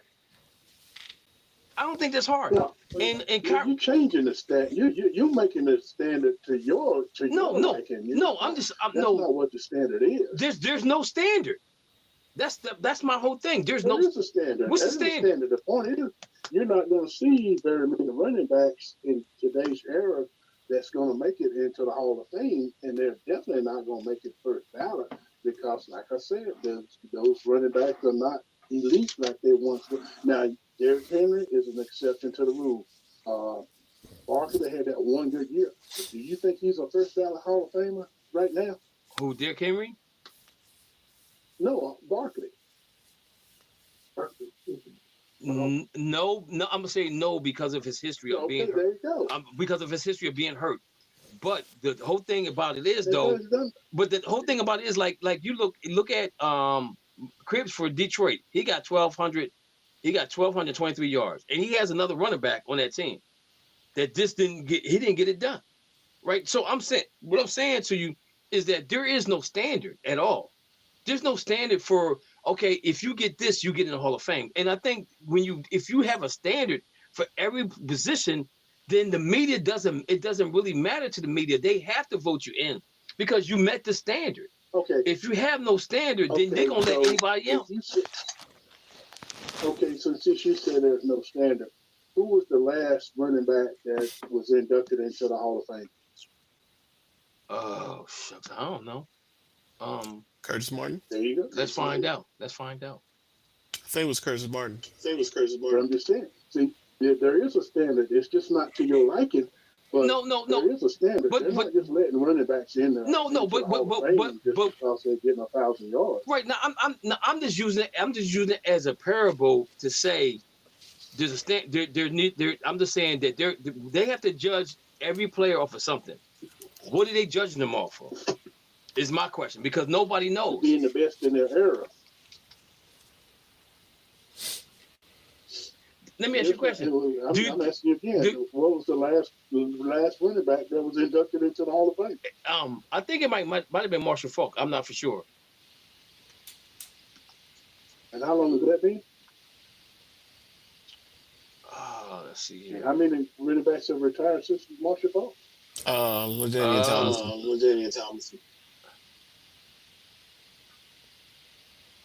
Let's see here. But there's a standard. Yeah, it's just not to your liking. No, I'm not saying it don't even have to be to my liking. They can make it whatever they want to make it. I'm just saying if I was in charge, that's what I would make it. They need to if they make a standard, then they need to tell us what the standards are because nobody knows what the standards is. Nobody knows. Nobody knows. I don't think 1,200 yards to get anybody into the Hall of Fame. I think if you average 1,200 yards in 10 years, that qualifies you to be in the Hall of Fame. If Jim Brown did 1,000 yards in 10 games, then I'm okay with that. If Larry Zonka did it in 12 games, I'm okay with that. If Riggins did it in 12 games, I'm okay with that. You know what I'm saying? And Yeah, even though the thing is too, you gotta realize too, there's not that many running backs that's gonna last 10 years like it used to be back in those days when those running backs used to run. As I say, they was the bell cow, man. They ran, but that's what they did. But nowadays, these guys are making way too much money. They're not going to last that long. Their body's not going to hold up, and they're not trying to do that anymore. So Derrick Henry. It's not, and then look at too. A running back is obsolete once he gets after about 6 years. It's like set a tire, ran him to the ball, man. And I'm just using running backs as just an example, but we could do the same thing with quarterbacks. We could do the same thing with wide receivers. We could do the same thing at every position is make a standard, right?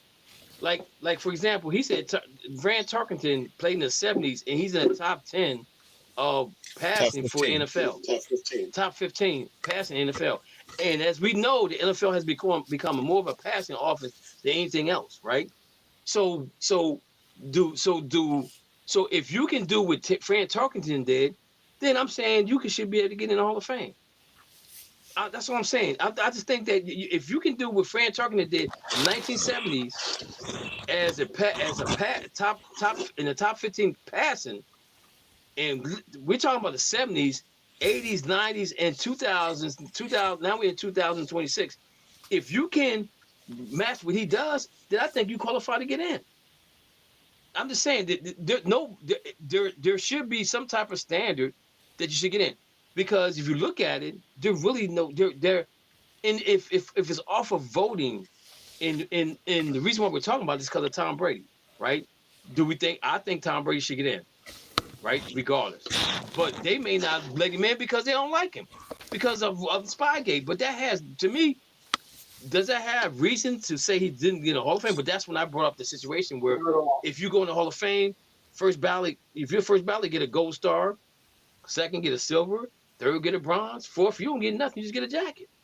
But then there's a conversation, then they're gonna sit and compare notes. Like, yo, so you got a star, you got a gold star, and a gold jacket. Let me see your stats. Oh, now I know I need to get to there to get to that, because everybody gets a gold jacket. There's no distinguish between when they got in, if it was first ballot, second ballot, third ballot, or fourth ballot, because they know they're gonna get in at some point in time. You know, you don't hear Belichick crying about not getting in because he's probably gonna get in second time around.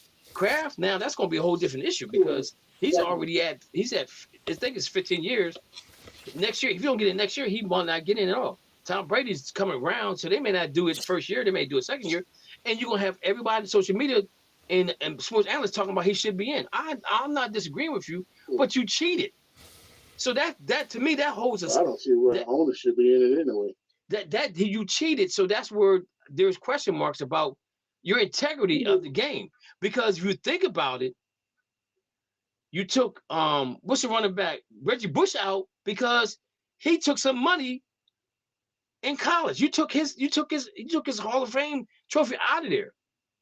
Baker Mayfield said he would never. Yeah. Oh no, was it Baker? Somebody was saying something about they would never go to a Hall of Fame event unless Bush gets his trophy back in. So if you took his trophy out of it because he got some money to buy some clothes or food or whatever he did to feed his family, and now you're saying well, that wasn't Hall of Fame. I think that was more Heisman. I mean Heisman. I'm talking about Heisman. Yeah, you're right. You're Heisman.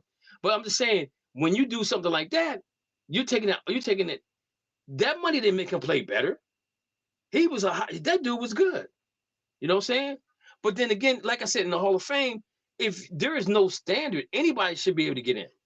This is why I fight for Eli Manning. He's 500 record, right, but he beat Tom Brady 2 times in Super Bowl when it counted most. But he's only 500 when it comes to wins. But his stats are in the top 15. So why does he not get in the Hall of Fame? Now, if you say the stats were in the top 20, and there's like from 15 to 20, there's older guys, like guys in the 70s and 60s that's in front of him. I'm like, yeah, maybe you shouldn't get in. Because during his time frame, he was still throwing the ball, right? That's what I'm saying. And that goes for any position, right? You look at the left tackle. They talk about, if you listen to him, he has never gave up a sack in 17 games, right? So that's a stat. So that stat should count for something, right? But because you don't get along with the media like Marshawn Lynch, you'll never get in the Hall of Fame. Come on, stop. Oh, but Joey Porter doesn't give up a touchdown in 2 years. But you said that don't matter. You said that don't matter. Yeah, he's not going to the Hall of Fame yet. All right, where we at with time? All right. It's 8:30. It's basketball time. It's basketball time. Yeah. So we're gonna talk about Kirk Cousins real quick. So Kirk might be getting cut from what I'm hearing. He restructured his contract to stay in Atlanta, but because he got a new coach there, they don't know if he's gonna stay. They think about releasing him, right? Because they can't. Me personally, I'm trading him first. I'm gonna try to trade him, and then I'm gonna release him. But Curry posted a thing that Kirk Cousins may be the next quarterback in Pittsburgh, which I don't think so. I think Kyler Murray might be that guy.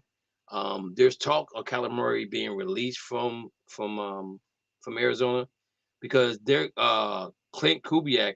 No, I'm sorry. The offensive coordinator from the Rams is going to be the Arizona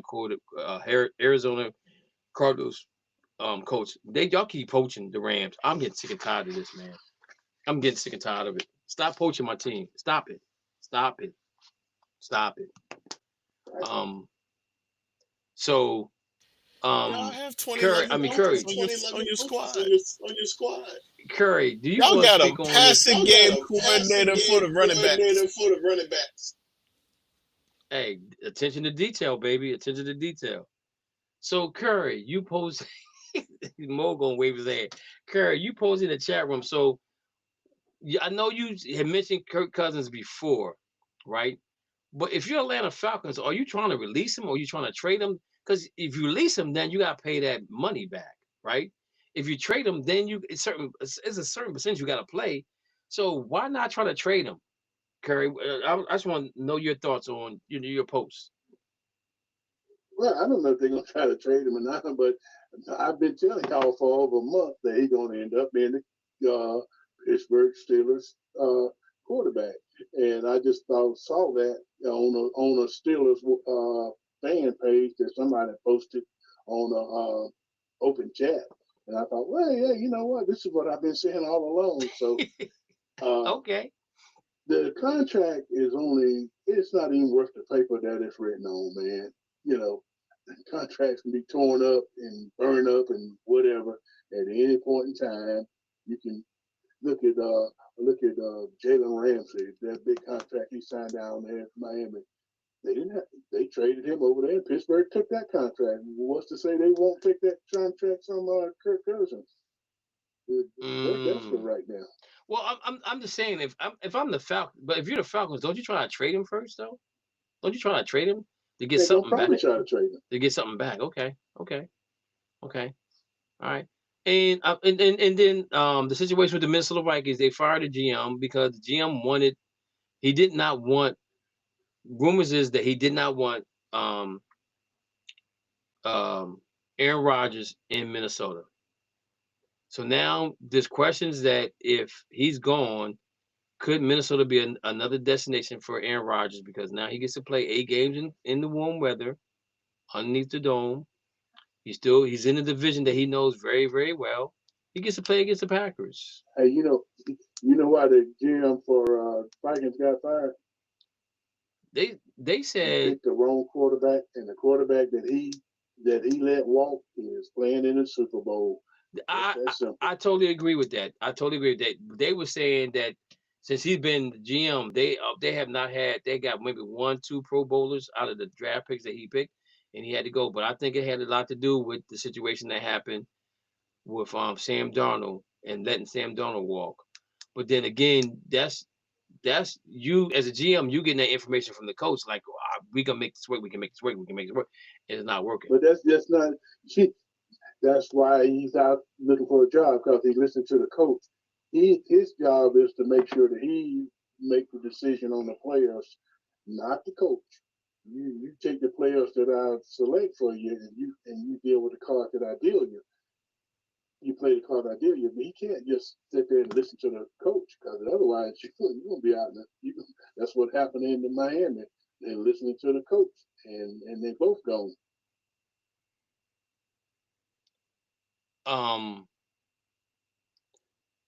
Another thing with the situation was he worked for Wall Street, I think it was, and so everybody thought that was kind of odd to bring him in there in the first place.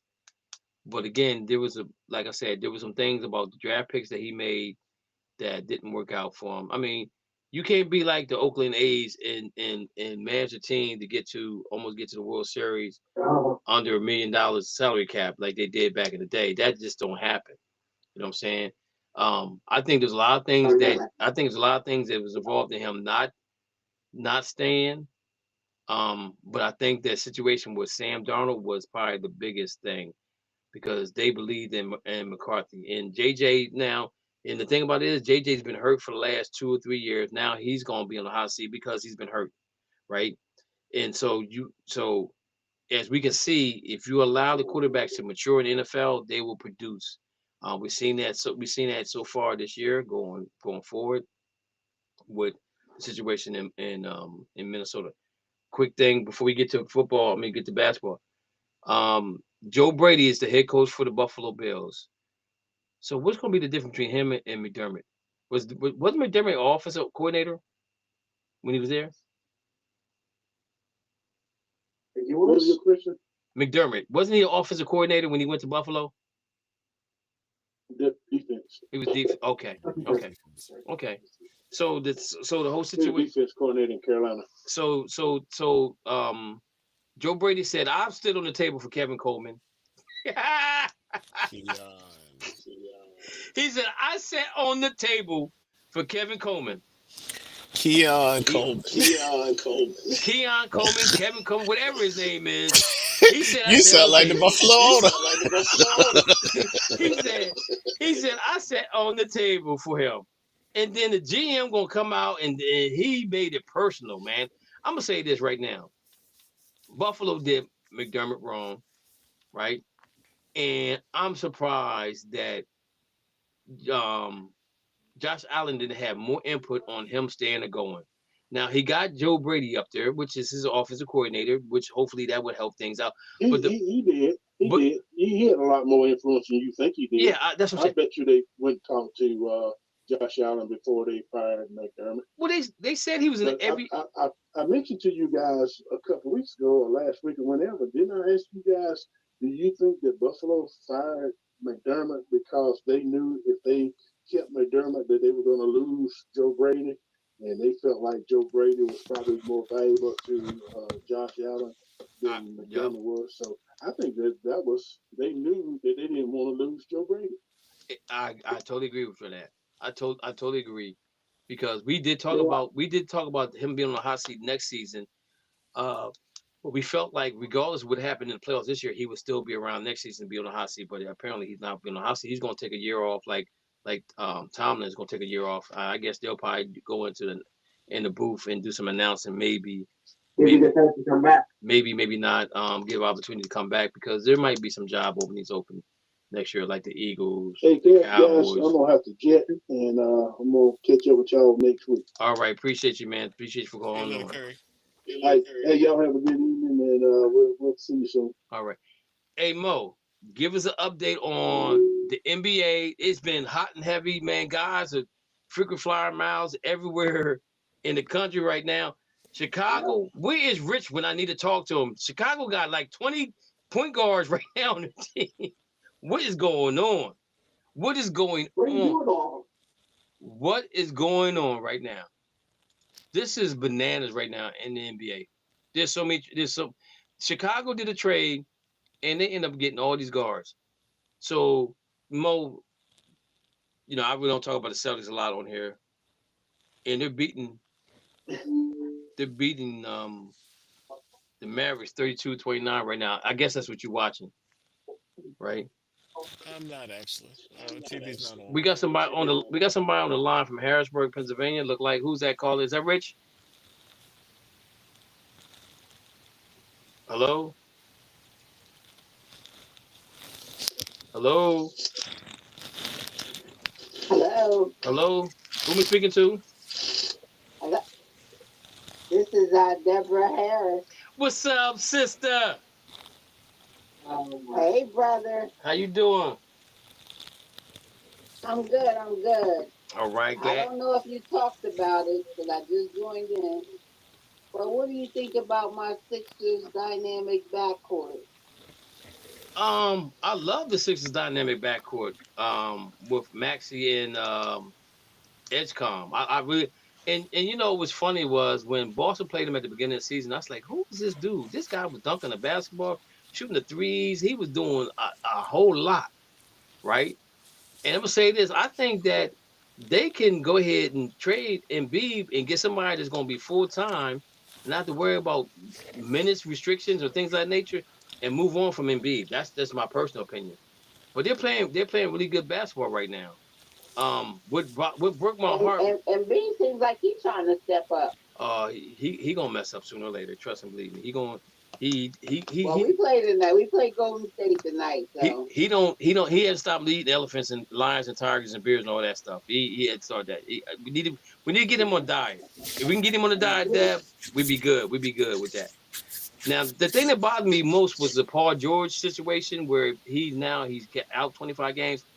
And Mo, I want to ask you this question: have you ever seen a player take a substance and only out 25 games? Because what that does, that puts them back in the mix right around playoff time. No. I mean, it could be, but they're supposed to be first, second, and third level. And the first is not supposed to be talked about. The second is not supposed to be talked about. So I don't know. Third is usually 50. So I don't know if it's second and they just went to 25 then. Yeah. So what Mo is saying to you, in professional sports, when you get caught with a substance abuse or some enhancing drugs or whatever the case may be, they give you a slap on the hand the first time. Mm-hmm. And nobody knows about it. And the second time they come back and say, hey, listen, we just told you got to stop. When they come with a fine, that means that's the third time that you didn't listen. So your boy Charles, I never knew he did it before. yeah. So your boy Charles Barkley went off on Paul George the other night about him not doing what needed to be done. And the thing about it is, I as a basketball fan, I understand it. But the problem here is that right here, he's an older guy, right? That knows better, but he's trying to find lightning in the bottle again because he's not as fast, as quick as he was, and he's never really recovered from that first injury he had when he messed up his leg, right? So he's always been on the mend since then. But as far as Philly's concerned, I like Philly. I like what they have going on. I love. Now I'm gonna say this right now though, if things don't change soon for them, I don't know. I'm just looking at the standings right now. Philly is 28-20. Philly is 28-21 right now. They won 4 games in a row. They're 6-4 in the last 10. The points per game is 116 to 115. That means that somebody's not playing defense. There's a problem with the defense there, right? And I'm gonna give you an example of what I'm talking about. All right, I hate to use my Celtics as an example, but the Celtics is averaging 106. I'm watching your Celtics right now. They average 116 points a game, but they only give up 109. So that means their games that they're playing of winning are better than the average because you can't make up 7 points in 1 or 2 possessions, maybe 3 possessions. So if they can get their defense together, then they're fine. I'm just upset with Paul George because I like Paul George. I wanted Paul George to come to the Celtics at one point in time, because I thought he could be a good fit for them. But by him being on suspension for what he did, I think that's going to hurt the team more than help them, especially if they're on the road coming up. Well, no, I'm not going to say that because I think when you go on the road, you bond a little bit more.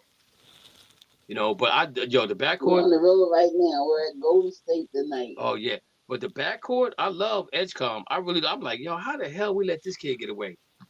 This was, I know. He's not in with Maxey. They're the face of the league, right? I mean, they're the face of the Sixers right now. And again, I don't know if Embiid. Embiid has to control his weight. If he can control his weight, then the Sixers will be okay. I would ask Mo about the Sixers, but he had a bad experience. He's a Celtic fan. He had a bad experience in Philadelphia, whereas Carr got told. So he don't care nothing about anything in Philadelphia. Mo, would you like to speak? Would you like to speak on the Sixers? I hate Philly. It don't matter. The Sixers, the Phillies, the cheesesteaks, the Liberty Bell. Okay. For Philadelphia. So cream cheese. Deb, you can stay on if you want to. But it's good hearing from you. I love you, baby. Okay. Hey, so this. I love you too. So Mo, let's talk about this Cleveland Cavalier trade with Harden. You think it's a good trade? I think it's a bad trade. I think it's a bad trade. Why? Because Harden is old. So okay, so let's say if Cleveland thinks this is their year to win a title, okay. But if you think this year is if you think this year is your year to win a title, then you're not thinking about the future. You're putting all your eggs in one basket right now, right? What are you talking about? No. What I'm saying to you, you got rid of James Harden was 30. What was he? 38? 33, 37, 36, something. So it's a 10-year difference between him and Garland. Now, the thing about what Garland is, what makes me mad with the NBA is like, I'm gonna give you an example. Ben Simmons comes in the NBA, and they try to put all this weight on him. He has a fractured foot, so he can't play. Do it gradually, gain the weight so that you can be in form to play basketball. In Garland, I think that's what the problem was. He's trying to put on weight, and he couldn't put on weight. Because whenever you have a fractured foot, it's because of the weight that your body's carrying. You can't carry that much weight for that quick amount of time. So I'm just saying, I don't think they gave Garland enough time. And I'm going to say this. If I'm the Knicks, or let's say I'm Detroit, I'm going to Clippers like, yo, what you want for Garland? Bring him back east. Yeah. Bring him back east, and I'll guarantee he will scorch Cleveland Cavaliers. I understand why they did what they did. I don't agree with it because you're in the win. You're in the win now mode, but you're 30-21, right? You're a 5th seed. Are you better than Detroit? Are you better than the Knicks? Are you better than Boston? Toronto is playing excellent basketball right now, but I think they're somewhere they're not gonna last there long, right? But to trade Harden, but my whole question is, why did Harden want to be traded? Want a long-term deal. Yo, he can't get no more money, man. He can't. So, you know, my brain working. My brain's always working. I was in the car again. I was like, James Harden want to go to Cleveland? Is LeBron coming with him or something? My brain smoking, right? But I ain't crazy. I'm talking to myself, but I ain't crazy. And you know, I think we need to make that segment. I ain't crazy segment. We need to make that a segment in the show. I ain't crazy segment, right? Yeah. James Harden is taking a brutal, honest approach as he tries to work out trades away from Los Angeles Clippers. Many were baffled that Harden would want to trade from the Clippers while the team in the midst of a 17-5 stretch in the last 22 games. The veteran guard, however, is taking a long-term view on the situation. I'm told James Harden wants to compete for a championship. This Clippers team has come on strong the last month or so, but they're still playing a play-in team. The Clippers' hot stretch has only been good enough to move from 23-6 to 9th in the Western Conference. If that continues to winning the current trend, they will change, but Harden either doesn't think that will happen or does not want to stick around to find out. Harden has been most heavily linked to Cleveland Cavaliers, who are 30-21, ending the play Tuesday. He would form a strong core with Donovan Mitchell, Evan Mobley, and Jared Allen. He might not be wrong in thinking that group is a better opportunity to win a title than the Clippers. Regardless if this is really in the primary reason for Harden's trade request, the Clippers and their fans will likely feel guilty, given how well the team has played in the present right now. So right now, the Clippers,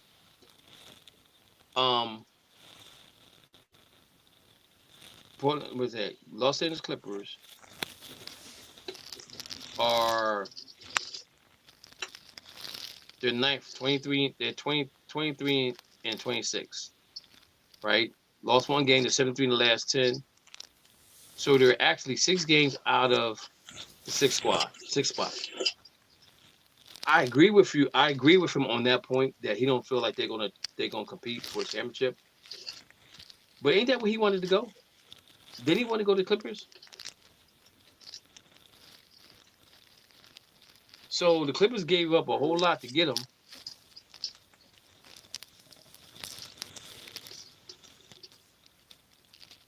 Clippers gave up a whole lot to get him. Hey, Lou, I put you on mute by accident. I'm sorry.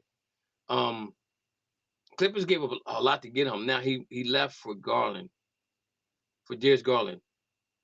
Do you think the Clippers should? I mean, do you think Cleveland should have asked for more? Or do you think the Clippers should have asked for more? Do you think that trade was okay with just swapping those two? Because that's what happened, right? I don't know if anything else was added on to that trade.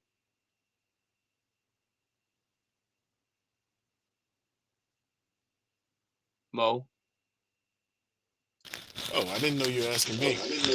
Oh, yeah. I think it's pretty even because they get the Clippers get a young point guard, which they've been looking for a point guard for a while. Cleveland needed a scorer and somebody who could stay healthy. Harden stays healthy. So I think they both got what they need. Garland don't play no defense. Neither one of them play defense. I really don't like the trade. They traded DeAndre Hunter, who was a great defensive player already. So is Cleveland going all in right now? Because again, I don't think they're better than the teams that are in front of them. They're trying to win They them with don't play offense. like they don't play. That's not going to win on the East. I'm saying right now. They're even thinking about trading Jared Allen. What? For who? They haven't said for who, but they said that he was available. Get rid of the coach, maybe. That might be the answer to this question. Wow. I'm trying to get this thing up to move around. So the deal. So it says James Harden and to the Cavs land Darius Garland. It don't say if there's anything else in it. If Cleveland get nothing more, then Darius Garland, they got robbed. He got robbed. I'm telling you right now, because I don't. They do what they do, right? But I'm just saying I don't know about this trade. To me, it makes no sense because when the playoffs come, does he show up in the playoffs, Mo? Which one? Darius Garland never played because he was hurt. Harden shows up until Game 7. Oh my God. Okay. All right. So he can show them in Game 7. He gets them to Game 7, and after that, he don't show up no more. So let me ask you this question: are you okay with the Celtics trade? I am, because we got underneath the second April. We're $8 million from getting out of the tax. If we trade Sam Houston, we can get out of the tax. So I like the way, because it's also looking long term, because we can re-sign Vujic next year to be our center, and he'll probably make less than he's making right now. So, I think Tatum's coming back. I do too. I always thought he was coming back. I think if they would have never made that trade, I don't think he was coming back, right? But the thing about it is, people need to realize. Are you moving papers? Are you moving some papers or something? Oh, that's it. Yeah. Scratching my beard. Move the mic up. Move the mic up a little bit more. Up, yeah. I can't scratch my beard. You don't like me scratching my beard? You know, the women love my beard. I kept hearing some scratching or something going on. But I'm gonna say this: I bringing Simmons there allowed the bench to be the bench, right? So now, if Tatum comes back, Hauser goes to the bench. Is he gonna be that player that we need him to be? Because right now he's terrible, man. He was 1 for 11. He's been much better when he's in the starting. When he started, he's been much better. No, when he's come out the bench, he was terrible. He's terrible right now, man. He was one for whatever. And he's had an up and down year. The dude sitting behind me, he said, "Man, I just lost $400 on Hauser." He said, "Because I expected Hauser to get 12 points, and he ended up with 5 total points. Total points 5." I was like, man, I said, and yo, this is so let me tell you the story, right? So I had my Boss Celtic ring on, right? The championship ring. And so I'm sitting there. I had my my championship jacket on, right? And he's like, "Yo, man, where'd you get that from?" I was like, "I bought it." It's like, "Where you?" I said, "Well, actually, my wife got it for me for Christmas the year we won the title." Like, "Yo, that's nice." Nobody. He said, "I don't see nobody with that on." I said, "Oh, okay." I said, "I'm not even from Boston." I said, "Why you?"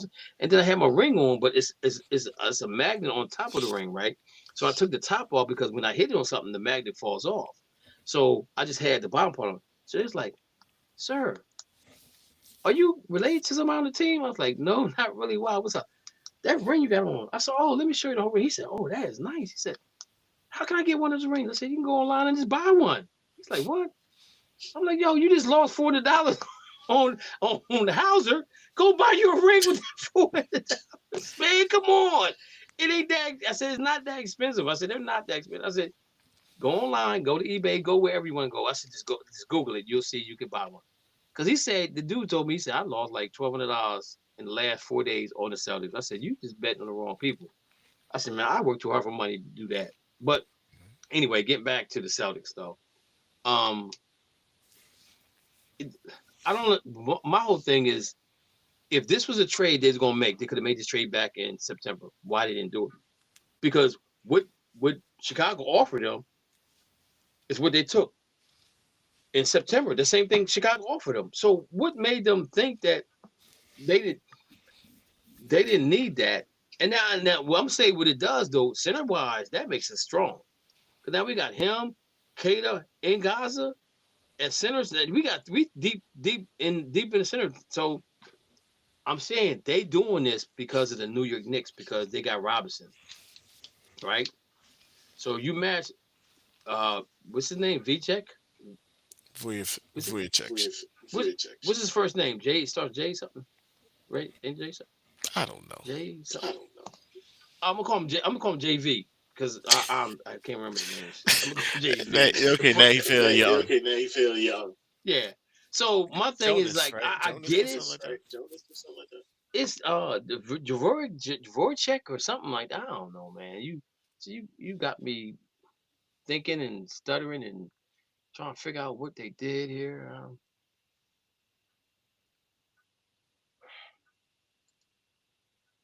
Yo, I can't believe though. I love. They need to figure out a way to bring Anthony back though. They really do. Um. You talking about Simmons? You talking about Simmons? You wanted to bring back Yeah. Simmons? You wanted to bring back Simmons? Yeah, I like him. They man. hit Yo, him that on dude- They hit him on defense. He reminded me but so I'm- much He of reminded me IT. so much of IT. Yo, but I'm saying this, if you really watch him play, he's not that bad on defense. The games I watched him play, actually, like up there, the Sacramento game. Nikola Vujovic. Nikola Vujovic. Nikolai. Yeah, VJ. I said JV. VJ. NV. NV. Oh, I thought Envy. Okay, Envy. That's good. Envy. I'm envy of him. But the thing about Simmons was and this is what I do. Like when I was up there with the Sacramento game, I watched Missoula, Joe coach, right? I don't know if you watched the game, but Q went down, he got the ball at the top of the key and dribbled down, trying to do a layup. He's like, what the hell are you doing? That ain't your game. He pulled him out and he talked to him for 5 minutes on the sideline about what he did wrong, right? So he basically said, yo, that's not your game. You have to play within your game. But the whole time Simmons out there, I never saw him talk to Simmons about anything. I seen him chastise Pritchard. I seen him chastise Hauser, but never Simmons. Because even though Simmons is probably the weakest link on defense, he played defense. He was playing good defense. He played like he didn't want to be traded. He said, "I finally get to play in the playoffs." And this before Tatum, after Tatum was already hurt, he said, "I get to play in the playoffs. That's all I want." Now he's going to Chicago. He's not going to play. Now, hopefully he gonna get his money from somebody. Just long as ain't nobody in the East, because he's gonna come back to Boston and torch him for real. But my thing is like, if you knew this is what you're gonna do in September, this was on the table with them. Why not do it in September? Why wait till now? What did you showcase of Simmons that Chicago didn't already know they was gonna get? Is my question, because it was in October, it was up for trade, and Boston said no. I think we wanted to see if we can get a better player for him. Okay, that makes sense. Because if we were well, think about it this way: if we were doing poorly, we're gonna try and get rid of him and just try and trade him for anything to get underneath the cap. Right. If we're doing well, we could have went for like somebody like Miles Turner and match salaries with him. Yeah. So it was so many different And- options. and It just made no sense to trade when we didn't need to until I we saw didn't know Miles who we Turner. wanted. I saw Miles Turner run on the court. Yo, he's buck-kneed. He don't run. Yo, I'm looking at him run down the court like, Lord have mercy. He look like he hit knees. He gonna fall down. I didn't realize how tall these people were too. I sat where I sat, man. But I had a great time, man. We gonna get off this show so you can finish watching the game, because I got to record it. I'll watch it later on. I look at the score. it's a blowout game. And Simmons probably ain't playing tonight. It just He won't be we need playing some tonight competition. because he got traded. He No, but gets the hurt. trade We can't doesn't trade take, him. the trade doesn't officially start until Thursday. But I'm just saying I need to see them play against some You competition can't in trade some a free player throws. you can't play a player that you traded. I know. I was just saying. I throw it out in the wind. See if it smells. It smells bad. I'm positive. It is what it is, man. Oh man, it's Black History Month, people. That's what I'm saying. It's Black History Month. And only thing I'm gonna say right now, if you come on my show, Deb Harris, thank you for calling in. That's my sister from we grew up together from middle school to high school to college. When I was in the military, we always stayed in contact. I love that. I love that girl like a sister. She been a Sixer fan, and she was a Magic fan. You know what I'm saying? She loved the Lakers too. I always stayed fast with the Celtics.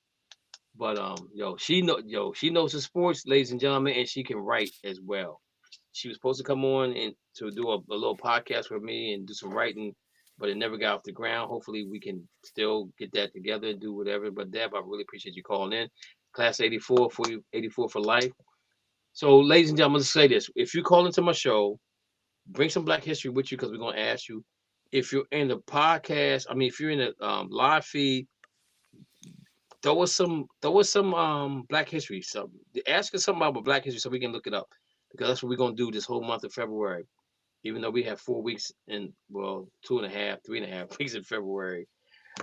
I think we should ask Trump to get 31 days. Mo, what you think?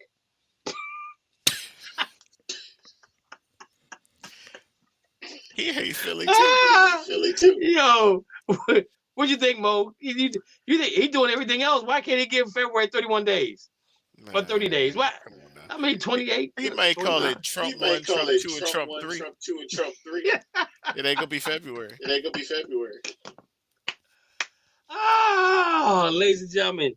So again, if you're a basketball fan, check your team out. They made some trades tonight. Football, we got Seattle. And the Patriots All-Star game coming up. We got. I wanted to get into the All-Star game to give the format on how they play that. So hopefully I can do that next week because that's going to be kind of interesting. And actually, I think not next week. Yeah, we have Monday. We might be able to get it in on Monday. But anyway, guys, thank you guys for calling in. Thank you guys for listening to the live feed. If you're on the live feed, give me some feedback on what you want to hear, what you like, what you don't like. I can't really answer no questions on my phone because I'm looking at my phone, but I see it on the live feed. And my friend Eddie, who's a photographer, says to me, it's already been reported that Kraft didn't get in. We know that Vegas. He said something about Vegas. They ain't going to do that. I don't know which one he's talking about because we had so many questions going on here, but we had a good time, man. Again, I want to thank Chuck Cooper. I want to thank Karen. Karen. I think her name's Karen. Russell for showing me a good time up in Boston. I had a blast, man. I had so much. It's like even though I'm 60 years old, I've always said I would love to sit down and talk to people that I love watching playing sports or their family members. And just pick their brain about life, how they dealt with life and things of that nature. And I'm gonna leave you guys with this right here.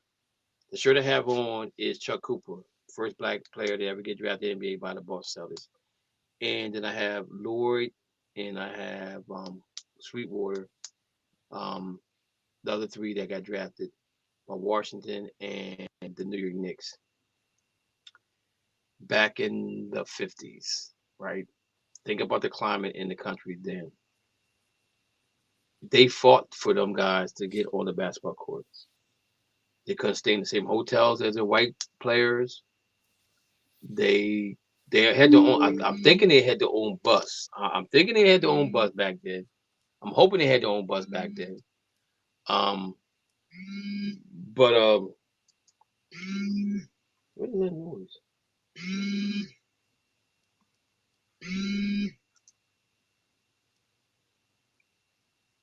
Okay, I don't hear no more.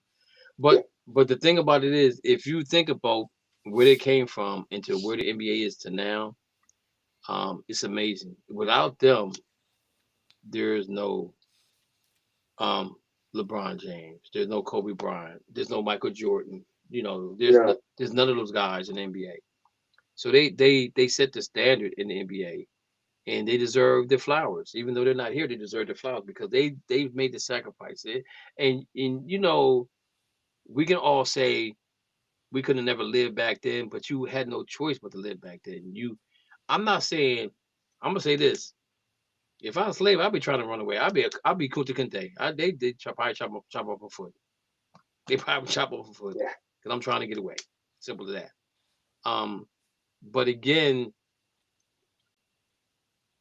the things that are going on in this country right now and trying to erase our history, I really have a problem with that because the United States was built on our backs. If you go to any capital and you see any type of pyramid, where do you think it came from?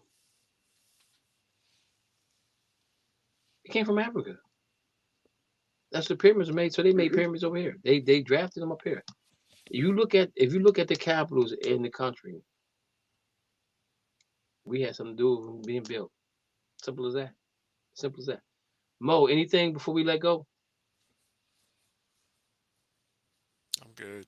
Mo said, get the hell off. I gotta go. So he can watch the basketball game.